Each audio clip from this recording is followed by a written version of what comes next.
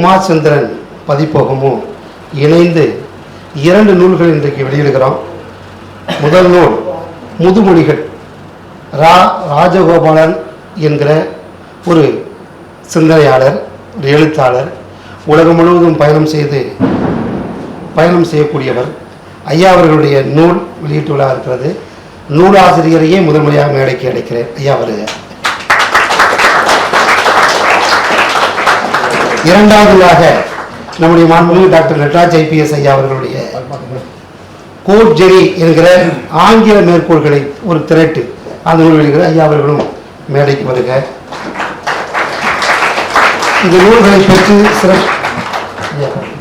பெற்று சிறப்பிப்பதற்காக வழக்கறிஞர் அம்மா ஆதிலட்சுமி லோகமூர்த்தி அம்மா அவர்களை மேடைக்கு அழைக்கிறேன். மேலும் இந்த நூலை பெற்று சிறப்பிப்பதற்காக கலைமாமணி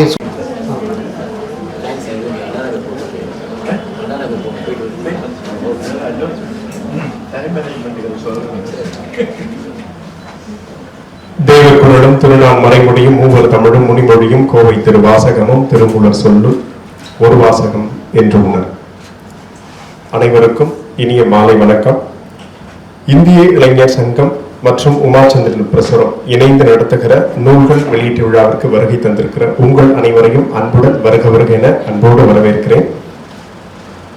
இரா ராஜகோபாலன் அவர்கள் எழுதிய முதுமொழிகள் என்கிற நூலும், டாக்டர் நட்ராஜ் IPS அவர்கள் எழுதிய கோட் ஜேர்னி என்கிற ஆங்கில மேற்கோள் திரட்டு நூலும் இந்த அரங்கில் வெளியிடப்பட உள்ளன. முறையாக இந்நிகழ்வுக்கு வரவேற்புரை வழங்க ஆட்சித்தமிழ் IAS அகாடமியினுடைய இயக்குனர் குன்றன நின்றல் வேண்டும், புலையென பணிதல் வேண்டும், மஞ்சனில் அமைதி வேண்டும், மனதில் உறுதி வேண்டும், நின்றன நினைப்பதெல்லாம் நடத்திடும் துணிவு வேண்டும் என்கிற மனதில் ஆழ்ந்த உறுதிமிக்க துணிவு கொண்ட அன்பிற்குரிய ஆட்சித்தமிழ் அகாடமியினுடைய இயக்குனர் சா வீரபாபு அவர்களை முறையாக வரவேற்புரை வழங்க அன்போடு அழைக்கிறேன்.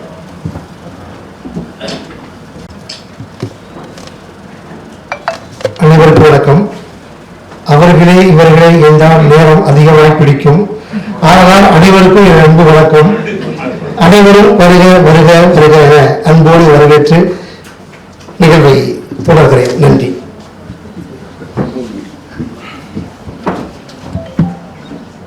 இப்பொழுது நூல் வெளியீட்டு நிகழ்வு.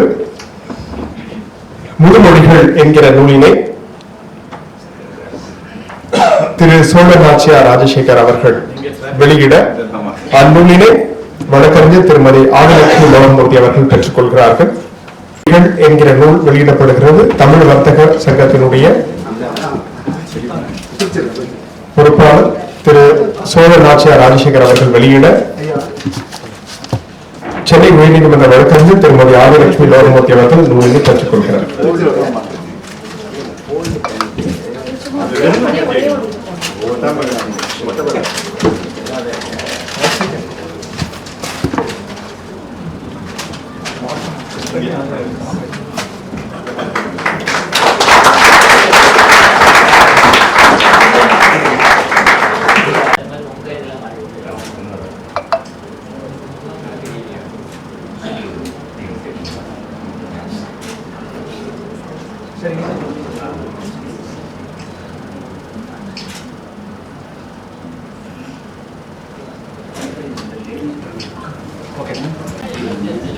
அடுத்ததாக கோட் ஜேர்னி என்கிற ஆங்கில மேற்கோள் திரட்டு நூலினை டாக்டர் நட்ராஜ் IPS அவர்கள் எழுதிய கோட் ஜேர்னி என்கிற ஒரு நூலினை டாக்டர் KVS கோபாலகிருஷ்ணன் IPS அவர்கள் வெளியிட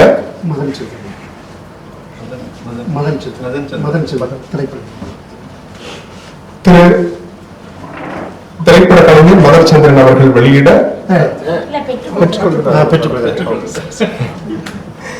டாக்டர் KVS கோபாலகிருஷ்ணன் IPS அவர்கள் வெளியிட திரைப்பட கலைஞர் மதன்சந்திரன் அவர்கள் பெற்றுக் கொள்கிறார்.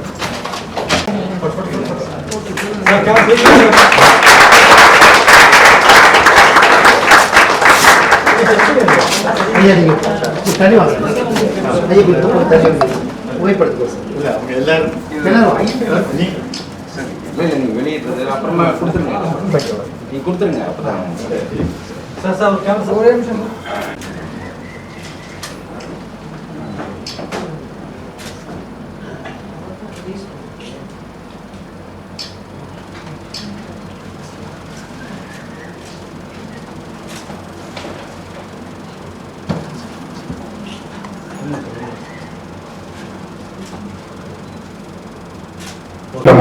உரையாற்றிருக்கிறார்கள். அவ்வகையில் தமிழ் வர்த்தக சங்கத்தினுடைய சோழநாச்சியார் ராஜசேகர் அவர்கள் முதுமொழிகள் என்கிற நூலினை குறித்து உரையாற்ற அன்போடு அழைக்கிறேன்.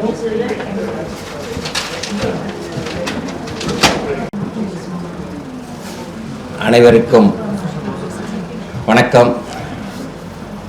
இந்திய எல்லையில் பணியாற்றி கொண்டிருக்கும் இராணுவத்திற்கு ஒரு வீர வணக்கத்தை செலுத்தி என்னுடைய உரையை துவக்குகிறேன். இந்த OMIA அமைப்பின் சார்பாகவும் அந்த இடத்தில் இந்த நூல் வெளியீட்டு விழா மற்றும் TNPSC பயிற்சி வகுப்புகள் நடத்துவது மிகவும் பெருமைப்படத்தக்க ஒரு செய்தியாகவும் ஒரு நிகழ்வாகவும் கருதுகிறேன். திரு DGP நடராஜ் அவர்களின் நூலையும் திரு R ராஜகோபாலன் அவர்கள் எழுதிய முதுமொழிகள் தெரிந்ததும் ஏன்னா நிறைய விஷயங்களை கண்ணால் பார்ப்பதும் போய் காதால் கேட்பதும் போய் தீர விசாரித்தாதான் மெய்யின்னுவாங்க. ஆனால் தீர விசாரிச்சா கூட இப்போ உண்மை வர்றதில்லை. அதனால அவர் நூலை நான் படிச்சுட்டு இருக்கும்போது பார்த்தேன். எங்களுக்கும் அவருக்கு ஒரு தொடர்பு இருக்கு. இந்த நூல் வெளியிடுறது எதிர்பாராத அவர் என்ன அழைச்சிருந்தாங்க. DGP நடராஜன் அவர்கள் நீண்ட கால நண்பர். நாங்க TCC டைஜஸ்ட்னு ஒரு இதை நடத்தி வரோம். இங்க ரொம்ப பேருக்கு அது தெரியும். அதுல ஒரு பகுதி பழமொழி, இந்த மாதிரி ஒரு பழமொழி தவறான பொருட்ல வழங்கி வருகிறதுன்றதுக்காக பல வருஷங்களுக்கு முன்னாலேயே அதை ஒரு பகுதி தொடர்ந்து வெளியிட்டு வருகிறோம். பழமொழி அப்படின்னு போட்டு மெய்ப்பொருள் அப்படின்னு நாங்கள் தலைப்பு கொடுத்துருந்தோம். அதாவது பழமொழியை திரிந்து எப்படி இருக்குது, உண்மையான பொருள் என்ன, மெய்யான பொருள் என்ற அடிப்படையில் அவர் அதை தெரிந்ததுன்ற தலைப்பில் தமிழில் நிறைய வார்த்தைகள் இருக்கிறதுனால அதை உபயோகப்படுத்தியிருக்கிறாரு. அதை படித்து பார்க்கும்போது பார்த்தீங்கன்னா 2-3 விளக்கம் கொடுத்துருக்காரு அவர். அதாவது இலக்கியம் சங்ககால இதுல இருந்து மேற்கோள் காட்டி தமிழ் இலக்கணத்துப்படியா அது எப்படி வந்திருக்கோம் அப்படின்ற ஒரு விளக்கமா, சாமானிய மக்கள் புரிஞ்சுக்கிறதுக்காக அதுக்கு ஒரு விளக்கமும் கொடுத்திருக்காரு. அது ரொம்ப பாராட்டத்தக்க விஷயம். அது ஏன்னா ஒரு விஷயத்தை சொல்லும் போது 2-3 காரணங்களை விளக்கி சொல்லும் போது அது பதிவாகும் நல்ல மனசுல, படிக்கிறவங்களுக்கும் கேட்கிறவங்களுக்கும். அந்த அடிப்படையில் நம்ம முன்னோர்கள்லாம் நாம MBA என்னவோ படிச்சுட்டு மேலாண்மை அதெல்லாம் படித்து டாக்டரேட்லாம் வாங்கி பல பக்கங்களில் சொல்கிற விஷயங்களை அந்த காலத்தில் படிப்பறிவோ தொழில்நுட்ப அறிவோ குறைவாக இருந்த காலத்தில் நம் முன்னோர்கள்லாம் அனுபவத்தின் அடிப்படையில் 1 வரி 2 வரியில் பழமொழியை சொல்லிட்டு போயிருக்காங்க. நீங்கள் நினச்சி பார்த்தீங்கன்னா அதை ஒரு வரிக்கு நீங்கள் 100 வரி புத்தகம் எழுதலாம். இப்போ வாழ்க்கையில முக்கியமா தெரிஞ்சு அதான் சொன்னேன், நம்ம பட்டம்லாம் படிச்சு வாங்கின பட்டங்களை வச்சு தெரிஞ்சுக்கிட்ட விஷயங்களை விட அவங்க அனுபவ அறிவுனால ஒரே வார்த்தையில ரொம்ப சிம்பிளா விளக்கிட்டு போயிடுவாங்க. அது காலங்காலமா வாய்மொழியா வந்திருக்கு. இப்ப இந்த மாதிரி நூல்கள் எல்லாம் சங்க காலத்துல இருந்து பதிவு செய்யப்பட்டிருக்கு. இப்ப தற்காலம் வரைக்கும் தொடர்கிறது. இன்னமுமே அது தவறான பொருட்கள்ல தான் நம்ம புரிஞ்சுக்கிட்டு இருக்கிறோம். அதை விளக்கி இனிமே வருங்கால தலைமுறை உண்மையான ஒரு பொருளை, மெய்ப்பொருளை அந்த பழமொழிக்கு அறிஞ்சு கொள்வதற்கு இந்த மாதிரி புத்தகங்கள் மிகவும் பயனுள்ளதாக இருக்கும். இதெல்லாம் நீங்க வாங்கி படிங்க. அதாவது படிக்கும் போதுதான் இது அவரோட உழைப்பு, அவரோட அனுபவங்கள், எப்படி இதெல்லாம் எவ்வளவு கஷ்டப்பட்டு இதை உருவாக்கி இருக்கிறாருன்னு தெரியும். எனக்கு கோயின்சிடென்ஸா இந்த மாதிரி நாங்க ஒரு பகுதி அதை வெளியிடுற நேரத்தில் இந்த முழு நூலையும் கிட்டத்தட்ட 456 இது இருக்கு. இதுல இன்னும் அடுத்த பகுதியும் இதை கூடிய சீக்கிரத்தில் வெளியிடணும்னு வாழ்த்துகிறேன். தமிழ் சேம்பர் ஆஃப் காமர்ஸின் சார்பாக. தமிழ் சேம்பர் 80 ஆண்டு கால நிறுவனம். இந்திய இளைஞர் சங்கமும் மிக நீண்ட காலமாக இருக்கக்கூடிய நிறுவனம். RK சண்முகம் செட்டியார்னு இந்தியாவோட முதல் நிதியமைச்சராக இருந்தவர் தொடங்கினது 1944 இந்த தமிழ் வர்த்தக சங்கம். அதை தொடர்ந்து நடத்தி வருகிறோம். தமிழ்நாட்டை சேர்ந்த தொழிலதிபர்கள் இல்லாமல் இந்திய அளவில் தொழில் முன்னேற்றத்திற்காகவும் வர்த்தக முன்னேற்றத்திற்காகவும் அயல் வாணிகம், கடல் வாணிகத்தையும் முன்னிறுத்தி தமிழ் சேம்பர் ஆஃப் காமர்ஸின் சேவைகள் தொடர்ந்து வருகின்றன. அதை தற்போது நான் முன்னின்று நடத்தி வருவதில் மிகவும் பெருமை. எங்கள் முன்னோர்கள்லாம் CLRI சொல்லுவாங்க, சென்ட்ரல் லெதர் ரிசர்ச் இன்ஸ்டிடியூட்னு. குரோம் ஃபேக்டரி ஓனர் நாகப்பட்டியார் இருந்தார். அவரோட 3 சில CLRIயில் இருக்கு. அவர் எங்கள் one of the president. Lakshman Samiyar, Ram சாமியார், சன்னின்லா, அனந்தகிருஷ்ணன் சென்னைக்கும் சிங்கப்பூருக்கும் ஒரு கப்பல் வணிகத்தை, சொந்தமாக கப்பல் வணிகத்தை நடத்தியவர். மராய் தேசாய் பிரிவில் தலைவராக இருந்தார். நல்லி குப்புசாமி செட்டி போன்ற மிகப்பெரிய ஆளுமைகள்லாம் இருந்த இடம் அது தமிழ் சேம்பர் ஆஃப் காமர்ஸ். அதில் என்னை போன்ற சாதாரண மக்களும் அதில் இடம் பெற்றிருப்பது மகிழ்ச்சிக்குரிய விஷயம். இது போன்ற நிகழ்வுகளுக்கு இங்கு வந்து உங்களோடு என்னுடைய கருத்துக்களை பகிர்ந்து கொள்வதற்கு வாய்ப்பளித்த திரு டிஜிபி நடராஜ் அவர்களுக்கும், மற்ற நூலை எழுதிய ஆசிரியர், மற்றொரு நூல் வெளியிட்டு அமர்ந்திருக்கும் மனோ சந்தர் அவர்களுக்கும், நூலை பெற்றுக்கொண்ட வழக்கறிஞர் அவர்களுக்கும் என்னுடைய நன்றியை மீண்டும் தெரிவித்துக் கொண்டு, இன்றைய இளைஞர்கள் நாளைய ஆட்சி பணியாளர்களாகவும் காவல்துறை அதிகாரிகளாகவும் சிறப்பாக பணியாற்றி நாட்டை தொழில் வளம் மிக்கதாகவும் சமூக அந்தஸ்து மிக்கதாகவும் பொருளாதார ஆதிக்க மேலாண்மை சூப்பர் பவராக உருவாக்குவதில் பங்கு பெற வேண்டும் என்று கோரிக்கை விடுத்து நன்றி கூறி விடைபெறுகிறேன். உறுதி வழங்கியிருக்கிறார். அவருக்கு எங்களுடைய நன்றிகள். இப்பொழுது அவருக்கு சிறப்பு செய்ய நடராஜ் ஐபிஎஸ் அவர்களை அன்போடு கேட்டுக்கொள்கிறோம்.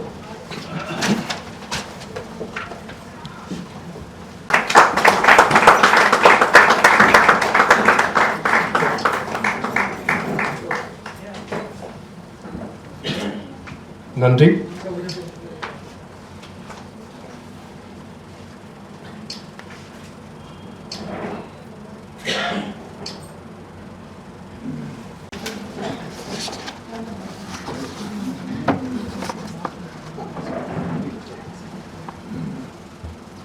ఎందరో మహానుభావులు అందరికీ వందనములు.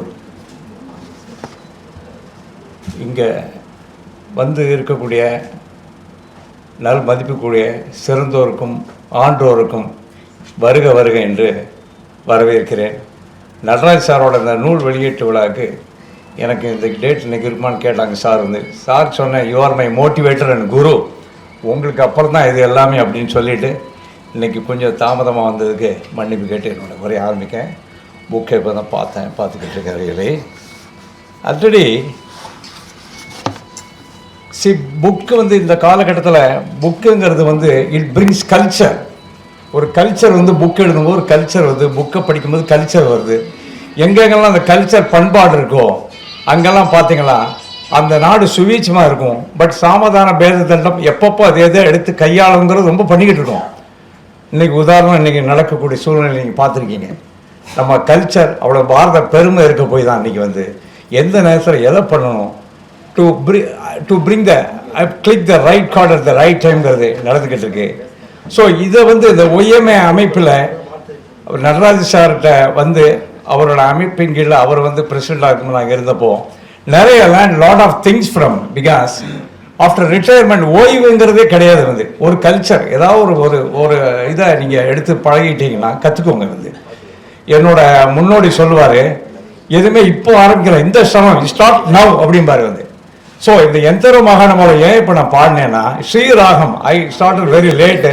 சாரும் அதில் வந்து மியூசிக் சம்மந்தமாக சார் வந்து ஹீஸ் ஏ வயலினிஸ்ட், இப்போ பியானோலாம் கற்றுக்கிறாங்க. வந்து சார்லாம் எனக்கு இன்ஸ்பிரேஷன். வந்து so anybody good start now. இப்போ இந்த சமயம் நீங்கள் ஆரம்பிக்கலாம். வந்து இட் ரிக்வயர்ஸ் ஒன்லி 248 வீக்ஸ், கிட்டத்தட்ட ஒரு 5 இயர்ஸ் வச்சுக்கோங்களேன். நிச்சயம் ஒரு இதில் நீங்கள் இது பண்ணலாங்கிறத நான் சொல்லிவிட்டு என்னுடைய இந்த புக்கை பார்த்ததில் actually it relates to what I say, what we follow, what everybody should follow that. இதில் என்ன சொல்லிருக்கு வந்து failure is simply the opportunity to begin again. தோல்விங்கிறது அந்த ஸ்டெப்பிங் ஸ்டோன், அந்த சக்ஸஸோட ஸ்டெப்பிங் ஸ்டோன் பக்கத்துலாம் இருக்குது. வந்து so it is a trial and everybody knows that it is not a new thing, but you have to practice it. Practicing is very this thing.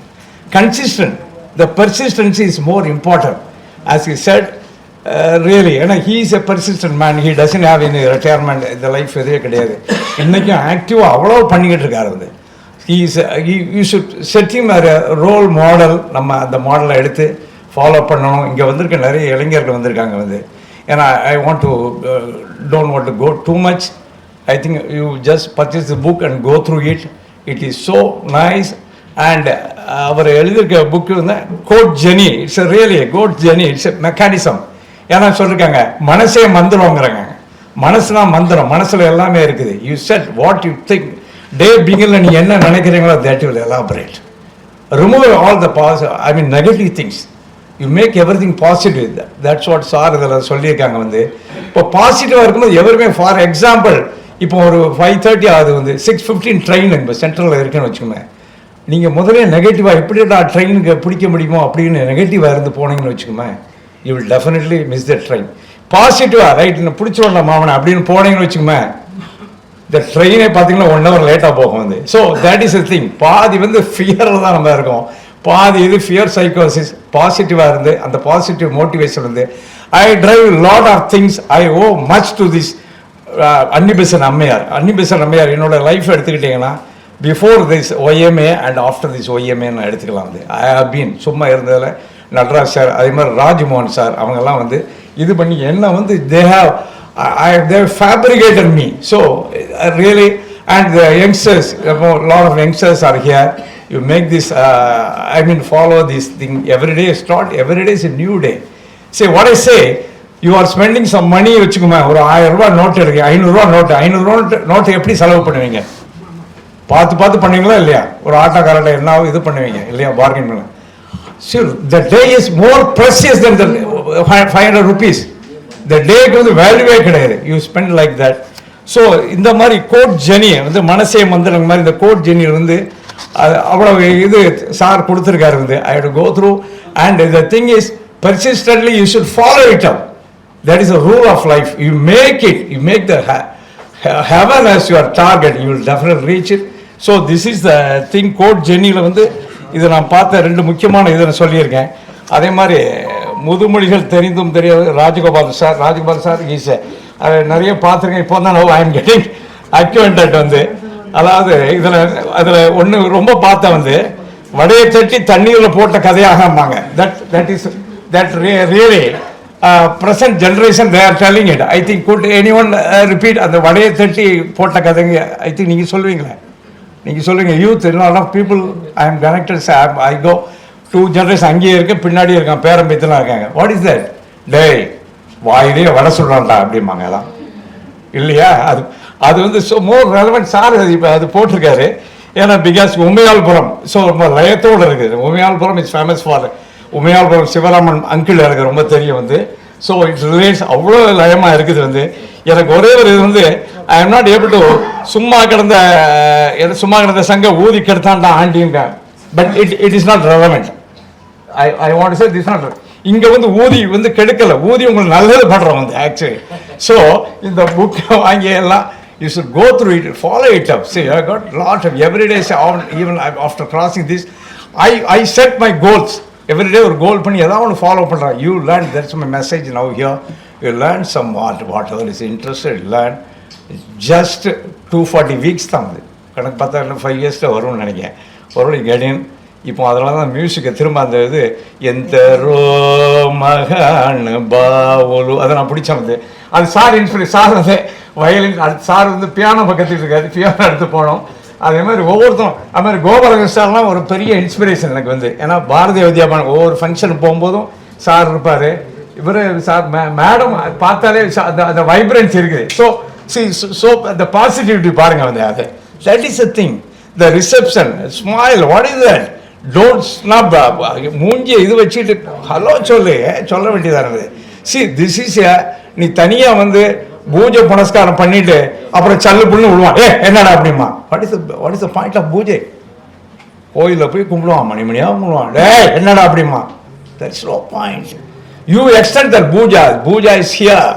That's what I'm following, but it is very tough, but you can practice it daily. You can practice.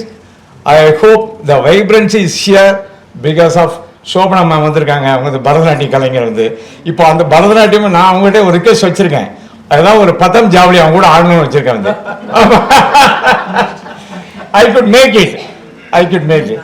தெருவில் வாரானோ என்னை சற்றே திரும்பி பாரானோ கமாஸ் ராகம் வந்து. இதெல்லாம் ஒரு 5 வருஷத்துக்கு கற்றுக்கிட்டேன். ஏன்னா அவர் வயலில் ஒன்று வாசிக்காக பார்த்துட்டு புடுறமானதில் என்ன இருக்குது பார்ப்போம். I don't not be listener, I want to be performer. Each one must be like that. Give me a promise. ஏதாவது சொல்லுங்க, ப்ராமிஸ் பண்ணுங்க. என்ன கத்துக்க போறீங்க நீங்க? ஏதாவது ஒன்று கத்துக்கோங்க. யூ ஸ்டார்ட் நெக்ஸ்ட் இதே இது மீட் பண்றோம், அடுத்த புக் ரிலீஸ்க்கு மீட் பண்றோம். அப்போ நீங்க வந்து இங்க வந்து இது மைக்ல வந்து இது பண்ணி காமிக்கணும், பெர்ஃபார்ம் பண்ணி காமிக்கணும். Really I thank so much for motivating and blessing again me. இன்னைக்கு கூட நான் என்ன பண்ணா தெரியும் எனக்கு, I want to learn flute class போயிட்டு தான் வரேன். அதான் அப்படியே பேஸ். ஆனால் ஃப்ளூட் சொன்னால் நீங்கள் ஃப்ளூட் போனீங்கன்னா ஓக்கர் அடிபட்டு பேஸ் ஆகிடும். ரொம்ப நல்லது.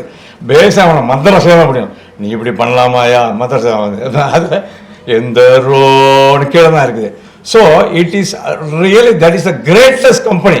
அது மாதிரி ரைட்டிங் சார் கிரேட்டஸ்ட் கம்பெனி வந்து இன்றைக்கும் பாருங்கள், அவர் ரிட்டையர்மெண்ட்டுக்கு அப்புறம் சார் வந்து ஒரு ஆக்டிவிட்டி வச்சுருப்பார் வந்து. அண்ட் நிறைய நல்லது பண்ணணும். அவர் எல்லா பேராமீட்டர்ஸும் is filled up with all parameters. Sir இங்கே இருக்கவங்க எல்லாமே we are filled up with all parameters of life. எல்லாம் இருக்குது. We want to serve the public நாங்கள் சர்வ் பண்ண நினைக்கிறோம். ஆனால் இப்போ ஒரு மாயை இருந்துகிட்டு இருக்கு. குருமதி சார் இப்போ தியாகராஜ சமாஜம் ஃபங்க்ஷனுக்கு வந்தது, அப்போ ஒன்று சொன்னார். That's a very catchy point. இப்போ வந்து த ஃபேம் அண்ட் மணி, சாதாரண பாமர ஜனங்கள் ஒருத்தர் ஃபேமும் மணியும் வந்து நம்மளுக்கு எல்லாம் தெரியும் நினச்சிக்கிறாங்க. தப்பு. உண்மையில வித்வான்கள், நல்ல intellectual people, learned people are there. They are being set aside. That is very very this thing very sad spot. And நம்மளோட மேண்டேட்டில் கூட ஐ திங்க் அது சும்மா கரெக்ஷன் வரணும். மேண்டேட் இவனுக்கெல்லாம் வைக்கிற மாதிரி ஒரு பேசிக் குவாலிஃபிகேஷன் வைக்கணும். இதெல்லாம் வரணும், இவ்வளோ இருக்கணும், ஓட்டு போடுற இந்த குவாலிஃபிகேஷன் இருக்கணும் வைக்கணும். அப்போ தான் நாம் அவர் நினச்ச பாரதம் வந்து நமக்கு வந்து கையில் சேரும்னு நினைக்கிறேன். So I inspire him also. I inspire him. Hope you will be doing it. We will get united. We will make it. The hand of Sir and Governor Sir எல்லாமே அவங்கெல்லாம் நினைக்கிறாங்க. நான் சில இது வந்து இப்போ ஸ்ட்ரீட் ஸ்மார்ட்டாக இறங்கி அடிக்கணும். இறங்கி அடித்தாலும் நடக்கும். இறங்கி அடிச்சிட்டேன். பாரத் மாதா கி ஜெய். I thank you all. Thiru Madan Chandar அவர்களுக்கு நடராஜ் IPS அவர்கள் சிறப்பு செய்ய முடியும்.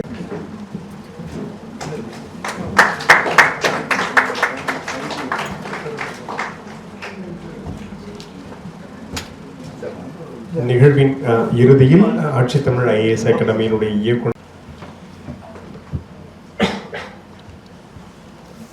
அனைவருக்கும் இனிய மாலை வணக்கம்.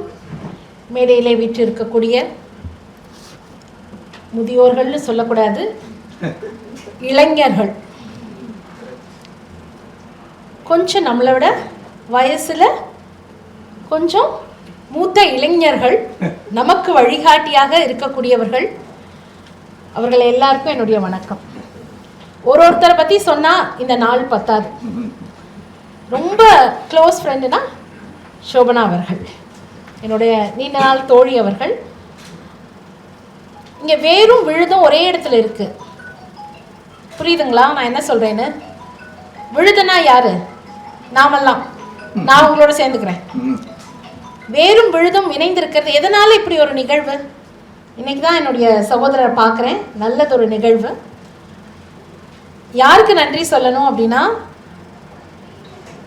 ராஜசேகருக்கு தான். நானும் அவரும் வந்து ஆல் இண்டியா ரேடியோவில் மாணவ ஆங்கர்ஸ், மாணவ பருவத்திலேருந்து அவரை தெரியும். அதான் அவரோட குரல். நிறைய இடங்களில் அந்த ஆல் இண்டியா ரேடியோவோட வாய்ஸ் வரும். அவர் ஒரு ஆல் இண்டியா ரேடியோட ப்ராடக்ட். ஒரு பகுதி நேரம், எங்களுக்கு முழு நேரமாக வேறு பணி இருக்குது. அது ரொம்ப அந்த ஒரு காலத்தில் நடந்தக்கூடிய விஷயம். Thank you Rajasekar for bringing in such a nice programme. 2 புத்தகங்கள் என் கையில் இருக்குது. 2 நூலாசிரியர்கள். ஒரு நூலை வெளியிடும் பொழுது அந்த பிரசவிக்கக்கூடிய தாயோட மனப்பான்மையில் தான் எத்தனை நூல் வந்தாலும் சரி, எத்தனை குழந்தை பெற்றெடுத்தாலும் தாய்க்கு வந்து அந்த குழந்தை வந்து சிறப்பான குழந்தைகள். இப்போ 2 பேர் இந்த குழந்தை வந்து இன்னைக்கு அந்த ஆசையோடு பிறந்து நம்ம கிட்ட கொடுத்து எப்படி இருக்குது இந்த குழந்தை. ஒரு குழந்தை பிறந்தா என்ன பண்ணுவோம்? சிவப்பா இருக்கா, யார மாதிரி இருக்குது, எப்படி இருக்குது, எல்லாத்தையும் ஒப்பீனியன் கேட்டுருவோம். எல்லாரும் நல்லா சொல்லணும் அப்படின்னு. எல்லாம் நல்லா தான் சொல்லுவோம். குழந்தைய பார்த்தா நம்ம எல்லாருக்கும் பிடிக்கும். அதுவும் இது சிறப்பான குழந்தை, ஸ்பெஷலான குழந்தை. 2 குழந்தை. ரொம்ப சிறப்பான ஒரு நூல். உண்மையை சொல்ல போனால் மத்தியானமே இது பிரிண்ட் ஆன முதல்ல என் கைக்கு தான் வந்துச்சு. ஆக்சுவலாக முதல் பிரதி நான் கேட்டேன், என்னை கூப்பிடுறீங்க, 2 புக்கு வெளியிடுறீங்க, புக்கு எப்படி இருக்குன்னே காட்டாமல் கூப்பிட்றீங்க, பெரியவர்களோட புக்கை எப்படி சொல்கிறீங்க? இந்த கவரை பார்க்கும் போதே அட்ராக்டிவ், சரியான ஒரு நம்ம வந்து கோ பை த கவர். நம்ம இன்னைக்கு இருக்க generation. we should not judge a book by the cover. But பார்க்கும்போதே கோட் ஜெனி, அதுக்கப்புறம் அந்த உங்களுக்கு அந்த மேஜிக்கல் லேம்ப், கரெக்டான ஒரு விஷயம். சக்சஸ் ஒன் டச் அவே. சக்சஸ் என்பது எங்க அப்படின்னா ஒன் டச் அவே. அப்படி திறந்த உடனே எனக்கு முதல் கோட் அவர் சொல்றதே சக்சஸ் பத்தி தான். எனக்கு உடனே நம்மளுடைய சிவாஜி கணேசன் அவர்கள் தான் ஞாபகம் வந்தது. சக்சஸ்ங்கிற அந்த முதல் வார்த்தை. அவர் எவ்வளவு பெரிய உச்சத்தை அடைஞ்சாரோ அந்த மாதிரி இந்த புத்தகங்கள் நம்மை உச்சத்துக்கு அடைய வைக்க. இந்த புத்தகம் மட்டும் உச்சத்துக்கு போகணுங்கிறதுக்காக சக்சஸ் சொல்லல. நீங்கள்லாம் எதிர்கால இந்தியா. இங்க அமர்ந்திருக்கவங்க எல்லாம் யாரு? மாணவர்களா? எதிர்கால IPS officers, IAS officers, CMs, பிஎம்ஸ் இருக்கக்கூடிய எதிர்கால உங்களை மாணவர்களா நாங்க பார்க்க முடியாது. இந்த இந்தியாவின் எதிர்காலம் நீங்க எல்லாம், நீங்க யாரா ஆகணும்னு நினைக்கிறீங்களோ அது ஆகணும் அப்படின்னா இந்த மாதிரி ஒரு சிறப்பான புத்தகங்கள் உங்க கையில இருக்கணும். சக்சஸ் அப்படின்னு போட்டுட்டு சக்சஸை பத்தி எல்லா அறிஞர்களும் சொல்லக்கூடிய ஒரு கோட்ஸ். இப்ப நம்ம இன்னைக்கு வந்து டிஜிட்டல் எரால வாழக்கூடிய ஒரு வாழ்க்கை. இப்ப நான் வந்து அவ்வளோ டெக்னோசாவி கிடையாது. நீங்கெல்லாம் click of the button you can get everything. Digital எராவாக இருந்தாலும் கூட இந்த மாதிரி இருக்கக்கூடிய ஹார்ட் காப்பி புத்தகம் நமக்கு இணைந்து பயணிக்கக்கூடிய ஒரு விஷயத்தையும் நம்ம கையில வச்சிருக்கணும். ஏன்னா இன்னைக்கு இருக்க யங் ஜெனரேஷன் எதுவுமே எனக்கு ஹார்டா வேண்டாம், எல்லாமே சாஃப்டா இருந்தா போதும் அப்படின்னா ஹார்ட் கோரா இருக்கங்காட்டி தான் இன்னைக்கு ஒரு வாரம் வந்து இந்தியா சிறப்பா ஃபேஸ் பண்ணக்கூடிய ஒரு நிலையில இருக்கும். we should be hard in substances. அப்ப இந்த புத்தகத்தை படிக்கும் போது எல்லாரும் வின்ஸ்டன் சர்ச்சில் சொல்லக்கூடிய விஷயம், success is not final, failure is not fatal. ஒரு சின்ன தோல்வி வந்தா அவ்வளவுதான், வாழ்க்கை முடிஞ்சு போச்சு, இனி நம்ம வாழ போறதே கிடையாது. It is the courage to continue that counts. இன்னைக்கு ஒரு வழக்கறிஞரா இருக்கேன். நீதிமன்றங்களை நிறைய பேர், அதுவும் ஃபேமிலி கோர்ட்ஸ் பார்த்தீங்கன்னா நிரம்பி வழியுது. 8 ஃபேமிலி கோர்ட்ஸ் சென்னைங்கிற ஜூரிஸ்டிக்ஷன்ல ஆலந்தூர் வராது, உங்க திருவற்றியூர் வராது. Because they think it's failure. ஒரு நிமிஷம் யோசிக்க மாட்டேங்கிறாங்க. வாழ்க்கை வந்து இன்னைக்கு நல்லா படிச்சிருக்காங்க, நல்லா சம்பாதிக்கிறாங்க, நல்ல பேரும் புகழும் இருக்கிறாங்க, நல்ல குடும்பத்துல இருந்து பெற்றோர்கள் இருக்காங்க, நல்ல அது அரேஞ்ச் மேரேஜா இருந்தாலும் லவ் மேரேஜா இருந்தாலும் வந்து அங்க நிற்கும் போது everybody tells me it's a failure. எதனால ஃபெயிலியர்? ஒரு ஃபெயிலியர் ஆச்சு அப்படின்னா சக்சஸ் ஆகுமான்னு பார்க்கக்கூடிய மனப்பான்மை நம்ம கிட்ட இல்லை. நீங்க இப்ப டிஎன்பிசி எழுதுறீங்க, முதல் அட்டெம்ப்ட்ல எல்லாரும் வந்துருவாமா? 4வது அட்டெம்ப்ட் 8வது அட்டெம்ப்ட் இருக்கு. we are just trial and error தான் வாழ்க்கை. வாழ்க்கை வந்து நிறைவா ஆகும் அப்படின்னா நம்ம ஹார்ட் ஒர்க் போட்டுக்கிட்டே இருக்கணும். இதுல கிட்டத்தட்ட வந்து ஒரு 30 தலைப்புல இருக்கு. ஒன்னொன்னு நான் படிச்ச அவ்வளோ எல்லாத்தையும் படிச்சு முடிக்க முடியல. நான் மேலோட்டமா சில விஷயங்கள் படித்தேன். ஒரு கான்ஃபிடென்ஸை பத்தி, செல்ஃப் பிலீஃபை பத்தி, இது எல்லார்கிட்டையும் இந்த புத்தகம் இருக்கணும். எப்படி இருக்கணும்னா நம்ம ஹேண்ட்பேக்லேயே வச்சு எப்பப்பெல்லாம் நமக்கு மனசு சோர்வாகுதோ அப்போ எடுத்து பார்க்கணும். எத்தனையோ இன்வெஸ்ட் பண்ற வாழ்க்கையில புத்தகங்களுக்கு இன்வெஸ்ட் பண்ணுங்க. புத்தகம் நம்மளோட பயணிக்கக்கூடிய ஒரு நண்பன். ஒரு லைப்ரரி நம்ம எல்லாருமே பில்டிங் பண்ணணும். நம்ம என்னென்னமோ பண்றோம் வீட்டில், யாராவது லைப்ரரி வச்சுக்கணும்னு பார்க்குறோமா? சில பெரும் தலைவர்கள் வீட்டில் பார்த்தீங்கன்னா புத்தகங்கள் அடுக்கி கிடக்கும், அழகா இருக்கும்.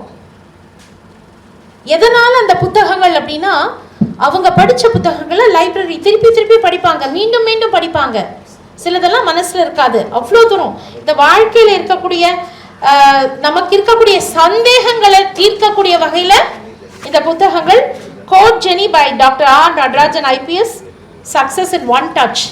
இந்த புத்தகம் உங்ககிட்ட இருந்தாலே சக்சஸ் வந்துருங்கிற மாதிரி என்கிட்ட இது வரும்போது சார் சொன்னாரு, நான் ரொம்ப பாசிட்டிவா இருக்கேன்னு. ஒருவேளை இந்த 2 புத்தகங்கள் என் கையில வந்தோன்னா பாசிட்டிவ் வைப்ரேஷன் ஜாஸ்தி வந்திருக்கும் சார். அதனால இந்த புத்தகத்துக்கு தான் கிரெடிட் கொடுக்கணும், சரிங்களா? நான் புகழணும்னு புகழ மாட்டேன். ராஜசேகருக்கு தெரியும், எதுவாக இருந்தாலும் கிரிட்டிக்கலா பேசக்கூடிய ஆள், எதையும் மறைச்செல்லாம் பேச தெரியாது. நடராஜன் ஐபிஎஸ் சாரோட ஒரு தொடர்பு எனக்கு இருக்குன்னா, என்னோட சென்டர் சவேரா ஹோட்டல்ல கவுன்சிலிங் சென்டர் ஸ்ரீராக்ஷா ஆரம்பிக்கும் போது ஜஸ்டிஸ் மோகன் தலைமையில் நீங்க அதுல சீஃப் கெஸ்டா வந்திருக்கீங்க. அப்ப நான் சின்ன பொண்ணு, எங்க அப்பாவோட இன்விடேஷன்ல நீங்க வந்தீங்க. அவர் அதை மறந்துருக்கலாம். நான் ராஜசேகர் சார் கிட்ட சொன்னேன், இது அன்னைக்கு அவர் வந்தாரு. அன்னைக்கு நான் மேடையெல்லாம் அலங்கரிக்கல, மேடையில இருந்தவங்க நீதி அரசர்கள், ஐபிஎஸ் ஆபீசர்ஸ் எல்லாம். ஆனா எனக்காக ஆரம்பிச்சதுல நான் கீழே இருந்தேன். எங்க அப்பா தான் உங்களுக்கு தெரிஞ்ச ஒரு முகமா இருந்தது. ஸோ நான் மீண்டும் அவரோட நிகழ்வுக்கு வரதுக்கு இறைவன் நமக்கு கொடுத்த ஒரு பாக்கியம் அப்படிங்கிற ஒரு விஷயம். சோழநாச்சியார் சார் வந்து ஒரு வைப்ரண்ட் பர்சன். அவர் எங்க வேணா பார்க்கலாம். நான் துபாய் போனாலும் அங்க இருப்பாரு, சென்னையில இருந்தாலும் இருப்பாரு, கோயம்புத்தூர் வந்தாலும் இருப்பாரு. எல்லா ஃபங்க்ஷனும் இருப்பாரு. Is a political A religious person. எதுவுமே அவருக்கு பாகுபாடு கிடையாது. அண்ட் சோபனா மேம் பரதநாட்டியம் மட்டும்தான் பொதுவாக மக்களுக்கு தெரியும்.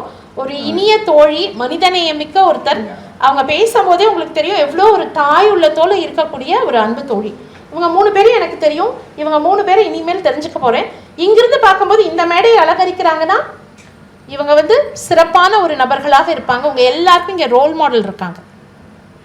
இவங்க வாழ்க்கை நமக்கான பாடம். இவங்க அச்சீவ் பண்ணதை விட ஜாஸ்தி அச்சீவ் பண்ணணுங்கிறதுக்காக தான் நமக்கு அவங்க ஒரு ரோல் மாடலாக இருக்காங்க. இன்னொன்று சார், உங்களோட முதுமொழிகள் கிராமத்துலேருந்து வரவங்களுக்கு தான் பழமொழியோட அருமை தெரியும் சார்.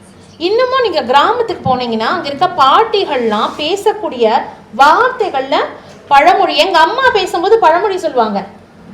ஏதாவது ஒரு விஷயம் நல்லதாக இருந்தாலும் கெட்டதாக இருந்தாலும் கோபிக்கிறதா இருந்தாலும் ஒரு பழமொழி அங்கே வந்து விழும். நம்ம அதை காலப்போக்கில் மறந்துட்டோம்.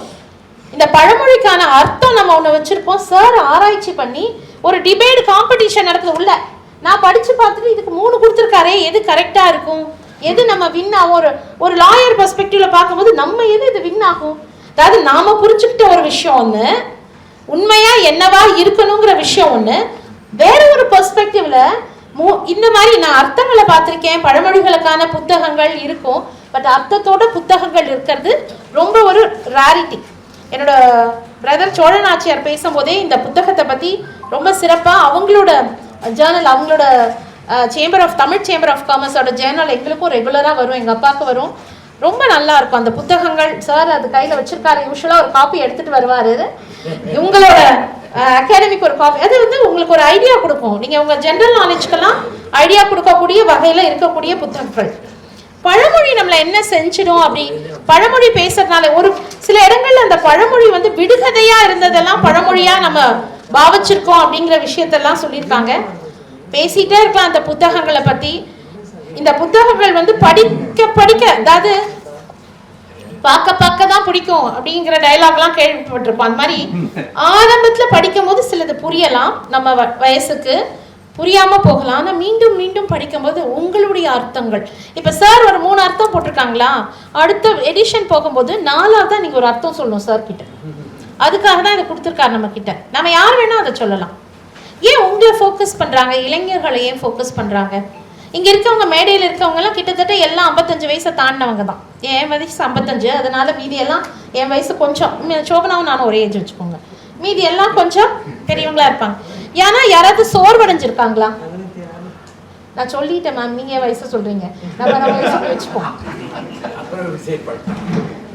இல்ல மென்னுக்கெல்லாம் நம்ம வயசு கம்மியா இருக்கக்கூடாது, கொஞ்சம் ஜாஸ்தி பண்ணிடுவாங்க. இப்ப மேடையில் இருக்கவங்க எல்லாம் இந்த புக்கு எழுதணுமா, சாருக்கும் இவங்களுக்கும் புக்கு எழுதணுமா, இங்க பேர் வாங்கணுமா, அவங்க பேர் வாங்கியாச்சு, அவங்களோட வாழ்க்கையோட அச்சீவ்மெண்ட்ஸை முடிச்சாச்சு. நமக்காக விட்டு செல்லக்கூடிய விஷயம் இந்த புக்கு எழுதி இதை உங்ககிட்ட கொடுத்து நீங்க வாங்கி இதை இன்னொருத்தர் பரிசளிச்சு இல்ல, தன்னோட அனுபவங்கள், தான் ரசித்தவைகள், தான் கற்றுக்கொண்ட பாடங்கள் யாருக்கு போகணும்? உங்களுக்கு போகணும். நீங்க ஏன் உங்ககிட்ட போகணும்? செல்ஃபிஷ். இந்த தேசம் ஒற்றுமையாக இருக்க வேண்டும், இந்த தேசம் உலக அளவில் உயர்ந்து சிறப்பா இருக்கணும். எதுக்காக இந்த போன்னு சிலர் கேள்வி கேட்கிறாங்க சோசியல் மீடியால.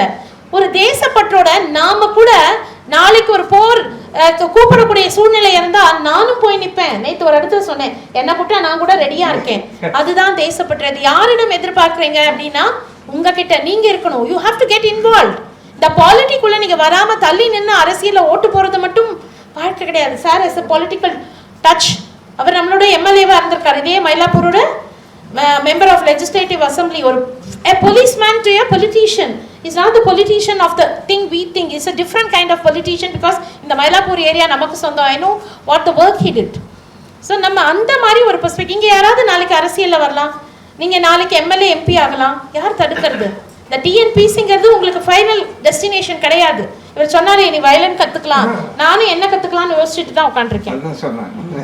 நான் என்னதான் கற்றுக்கிறது, போட்டிக்கு ஒன்று கற்றுக்கணும், எனக்கும் பிடிக்கும். ராஜசேகர் தெரியும், புதுசு அன்றைக்கி நேற்று கூட பேசிட்டு இருந்தோம். ராஜசேகர் நம்ம வேறு ஏதாவது பண்ணணும், புதுசாக ஒன்று பண்ணணும், வா ஊரில் வந்து நான் ஒரு பில்டிங் கட்டியிருக்கேன், அங்கே போய் என்ன பண்ணலான்னு பார்ப்போம். பிறகு நீங்கள் வரலாம் கோயம்புத்தூர் அன்னூர் டிஸ்ட்ரிக்ட், அங்கே ஒரு ஹால் இப்போ தான் டெவலப் பண்ணிட்டு இருக்கோம். உங்கள் பயிற்சி மையத்தை அங்கே கூட வந்து எடுக்கிறதுக்கு நீங்கள் முயற்சி பண்ணுங்க. நான் உங்களுக்கு டெவலப் பண்ணணும்னா கண்டிப்பாக கூப்பிட்றேன். அங்கே கிராமப்புறம், அது நிறைய பேருக்கு இந்த பயிற்சிகளை பற்றி தெரியாமல் இருக்கலாம். தெரிஞ்ச சில பேர் சென்னையோ கோயம்புத்தூரோ வரலாம். அன்னூர் பக்கத்தில் இருக்கக்கூடிய நாகமாபுதூர் வில்லேஜ் அது ஸ்டேட் ஹைவேல தான் இருக்குது. அங்கே இருக்கவங்களுக்கும் இந்த விஷயங்கள் போய் சேரணும். அதனால என்னைக்காவது ஒரு நாள் நான் அதை உங்களுக்கு சமயம் இருக்கும்போது சொல்லுங்கள். நீங்களும் ராஜசேகரும் வாங்க, பாருங்கள், பயன்படுத்திக்கோங்க. எனக்கு இந்த வாய்ப்பை கொடுத்த அனைவருக்கும் நடராஜன் சார் உங்கள் பேர் சொல்லி மட்டும்தான் ராஜசேகரன் அழைத்தார், மற்ற எதுவுமே சொல்லலை. இன்விடேஷனும் இது லேட்டாக ஆச்சு. அவர் வந்து வானெல்லாம் என்னை கூப்பிடல சார், நீ வர பேசுகிற அவ்வளோதான், நீ வேண்டான்னு சொல்லாத, இன்னொரு நிகழ்ச்சிக்கு நான் நீ எல்லாத்தையும் தள்ளி வச்சுட்டு நீ எத்தனை மணி ஆனாலும் நீங்கள் சார் பட்சலாக இருப்பார் 3:30 மணிக்கு கரெக்டாக நீ இங்கே இல்லைன்னா பாரு மிரட்டி ஒரு வக்கீலையே மிரட்டக்கூடிய உரிமையோட ஒரு நண்பராக ஒரு செய்தியும் சொல்லாமல் என்னை அழைத்து அழகான 2 புத்தகங்கள் அதை பற்றி பேசக்கூடிய ஒரு வாய்ப்பு, எல்லாரையும் மீட் பண்ணக்கூடிய ஒரு நிகழ்ச்சி. இப்படி ஒரு புத்தகத்தை பார்க்கணுன்னு எத்தனை பேருக்கு ஆவலாக இருக்குது, படிக்கணும்னு எத்தனை பேருக்கு ஆவலாக இருக்குது. இதோ அங்கே பின்னாடி இருக்குது. ஓகேயா, நான் ராஜசேகர் கிட்ட சொன்னேன், நான் வந்து கட்டணம் பெற்றுக்கொண்டு தான் வாங்குவேன். ஏன்னா நானும் புத்தகம் எழுதுறேன். புத்தகம் வந்து எழுதிடலாம், இது சார் எதிர்பார்க்கல, சாருக்காக சொல்லலை. இவங்க 2 பேருமே இதை விற்கணும்னு எதிர்பார்க்கவே மாட்டாங்க, கேட்டால் கொடுத்துருவாங்க. ஆனாலும் புத்தகத்தை வந்து விலை கொடுத்து வாங்கணும். புத்தகங்களை வந்து எப்போவுமே இலவசமாக வாங்காதீங்க, அதோட மதிப்பு நம்மளுக்கு தெரியாது. எதுவுமே இலவசமாக இருக்கங்காட்டி தான் மதிப்பு தெரியல, அரசியல் உட்பட. இதை இலவசமாக பெறாமல் கொஞ்சம் கஷ்டமாக இருந்தால் கூட சப்போர்ட் பண்ணுறதுக்கு வருவோம். நீங்கள் இதை கட்டணம் கொடுத்து வாங்கி அதில் உங்கள் பேரை எழுதிட்டு அப்பப்போ அதை திறந்து பாருங்கள். அப்போ தான் உங்களுக்கு இதிலோட சுவையும், இது கொஞ்ச நேரம் என்கிட்ட இருந்தாலே எனக்கு ரொம்ப சந்தோஷம். அதனால் இது கட்டணத்தோடு தான் நான் வாங்குவேன். ராஜசேகர் அதை கேட்டால் சார் கோச்சுப்பாங்க, நாங்கள் கண்டிப்பாக கிடையாது சார், என்னால் 100 காப்பி வாங்க முடியாது, ஆனால் என்னால் எவ்வளோ காப்பி வாங்க முடியும்னு உங்களுக்கு சொல்கிறேன். Thank you so much for this opportunity. அனைவருக்கும் என்னுடைய வாழ்த்துக்கள், பாராட்டுக்கள். பாராட்ட வயதில்லை, இருந்தாலும் என்னுடைய உங்ககிட்ட வணங்கி விடைபெறுகிறேன். நன்றி, வணக்கம். 1 மணி நேரம் ஒரு அடர்த்தியான உரை நமக்கு கிடைச்சிருக்கோம். ஆனால் அனைவரும் பேசணும் அப்படிங்கிறதுக்காக அந்த நூலை குறித்து ஒரு அறிமுகத்தோட மிகச்சிறந்த ஒரு உரையாற்றி அமர்ந்திருக்கிற ஆதிலட்சுமி லோகமூர்த்தி அவர்களுக்கு நடராஜ் ஐபிஎஸ் ஐயா அவர்கள் சிறப்பு செய்யும் புத்தகங்களை வழங்கும்படி அன்போடு கேட்டுக்கொள்கிறேன்.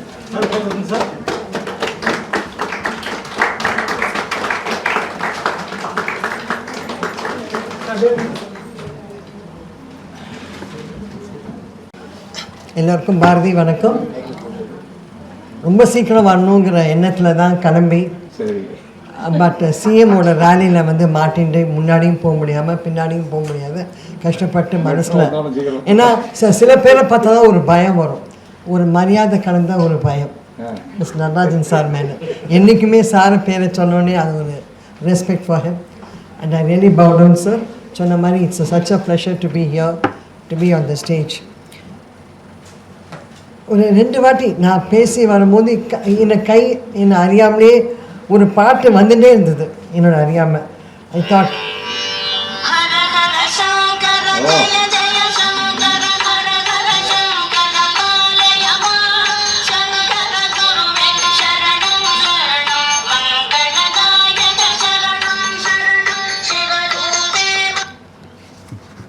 எல்லாருக்கும் வணக்கம். நம்ம காலையில் எழுந்த உடனே முதல்ல அந்த காலத்தில், எங்கள் காலத்தில் முதல்ல விளக்கேற்றிட்டு ஒரு ஸ்லோகம், அதை சொல்லாமல் அன்றைக்கி நாள் ஆரம்பிக்காது. அது வந்து நமக்கு வந்து எந்த கடவுளாக இருக்கலாம், நம்ம வீட்டில் வந்து எந்த இதில் நம்ம பிறந்தோமோ அந்த அம்மா அப்பா என்ன சொல்லி கொடுத்தாலோ அதை கற்றுண்டு அன்னி பொழுது குட் டேமோ. ஆஃபீஸில் கூட எடுத்தானா good morning, good afternoon, good evening போது தவிச்சிருவாங்க எங்கள் பசங்களாம். மணி 12 மணி ஆச்சுன்னா என்ன சொல்லணுங்கிற மாதிரி good day. So we have standardise the word good day for the entire staffs. ஆஃபீஸில் இருக்கிற கிட்டத்தட்ட 1000 பேருக்குமே குட் டே தான், காலையிலேருந்து ஈவினிங் வரைக்கும். அந்த மாதிரி சின்ன சின்ன விஷயங்கள் தான் நம்ம பேசும்போதோ இல்லை ஒருத்தர்கிட்ட கற்றுக்கும் போதோ அது மனசில் ஒரு பாதிப்பு இருக்கும். சொன்ன மாதிரி புக்ஸை பற்றி அவ்வளோ தூரம் சொல்லியிருக்கா. என்னோடய ஸ்டாஃப் கை நாட்டு தான். ஆனால் அவன் பையனுக்கு படிக்கணும்னு ஆசை, அம்மா என்னை எப்படியாவது படிக்க வச்சுருங்கன்னு. இவனுக்கு அதெல்லாம் வேணாங்க, 12ஆம் கிளாஸோடு முடித்தா போகும் போல் ஒரு போகிறோம், அது அப்புறம் அவன் வேலைக்கு போகணுன்னு. சரின்னு சொல்லி அவனை இன்ஜினியரிங் சேர்த்து அவனை படிக்க வச்சோம். அவன் வீட்டில் ஒரு பழக்கம் என்னென்னா, எவ்ரி இயர் இதே ஏப்ரல் மேல வந்து பழனி போவாள்.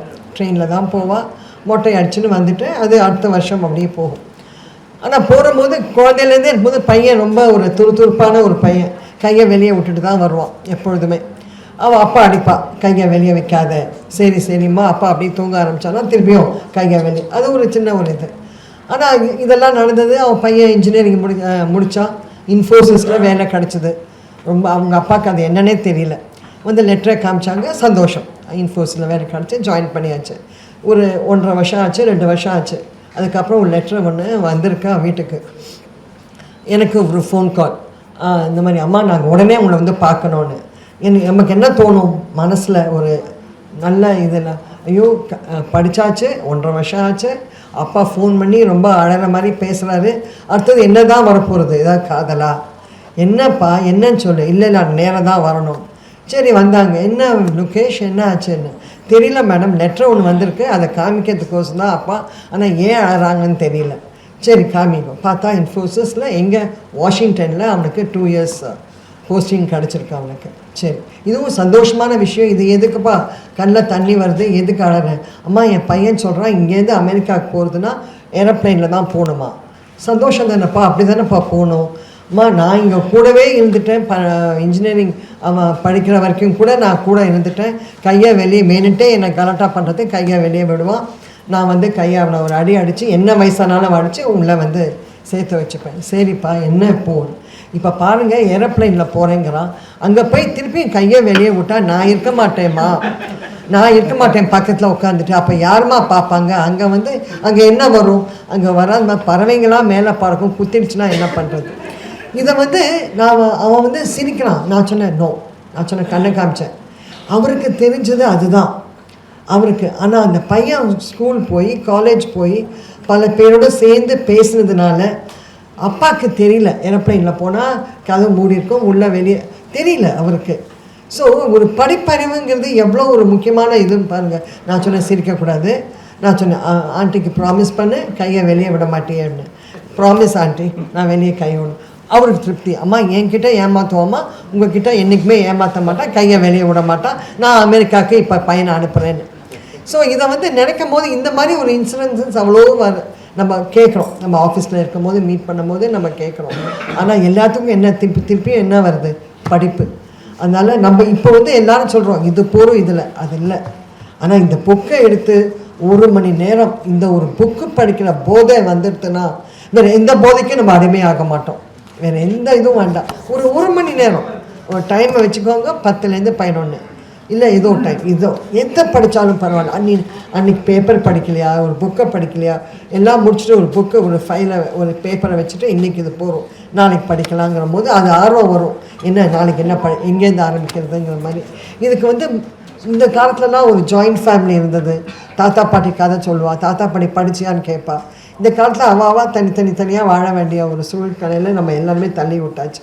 அதனால் அது இல்லாமல் நமக்கு நாமே தான், நமக்கு வேறு என்ன திட்டத்தை வந்து பேரை சொல்லலாம், அது வேறு விஷயம். நமக்கு நாமே திட்டத்தில் வந்து புக்கு படிக்கிற திட்டத்தை வந்து நமக்கு இன்றைக்கி நான் ஏற்றுக்கிறேங்கிற மாதிரி ஏற்றுக்கிட்டு இன்றைக்கி வந்தோம், பேசினோம், கேட்டோம், ரைட்டு. பட் ஆனால் you will all become an officer soon. I'll be very happy to see you all one day and you will all be very happy. இங்கே வந்திருக்க ஸ்டேஜில் வந்திருக்க இவ்வளோ பேரையும் நீங்கள் பார்த்து சார் நான் அந்த அகாடமியில் படித்தேன், ஐ பாஸ்ன்னு சொல்லும் போது அது பெருமை வேறு எதுவுமே கிடையாது. I wish you all best.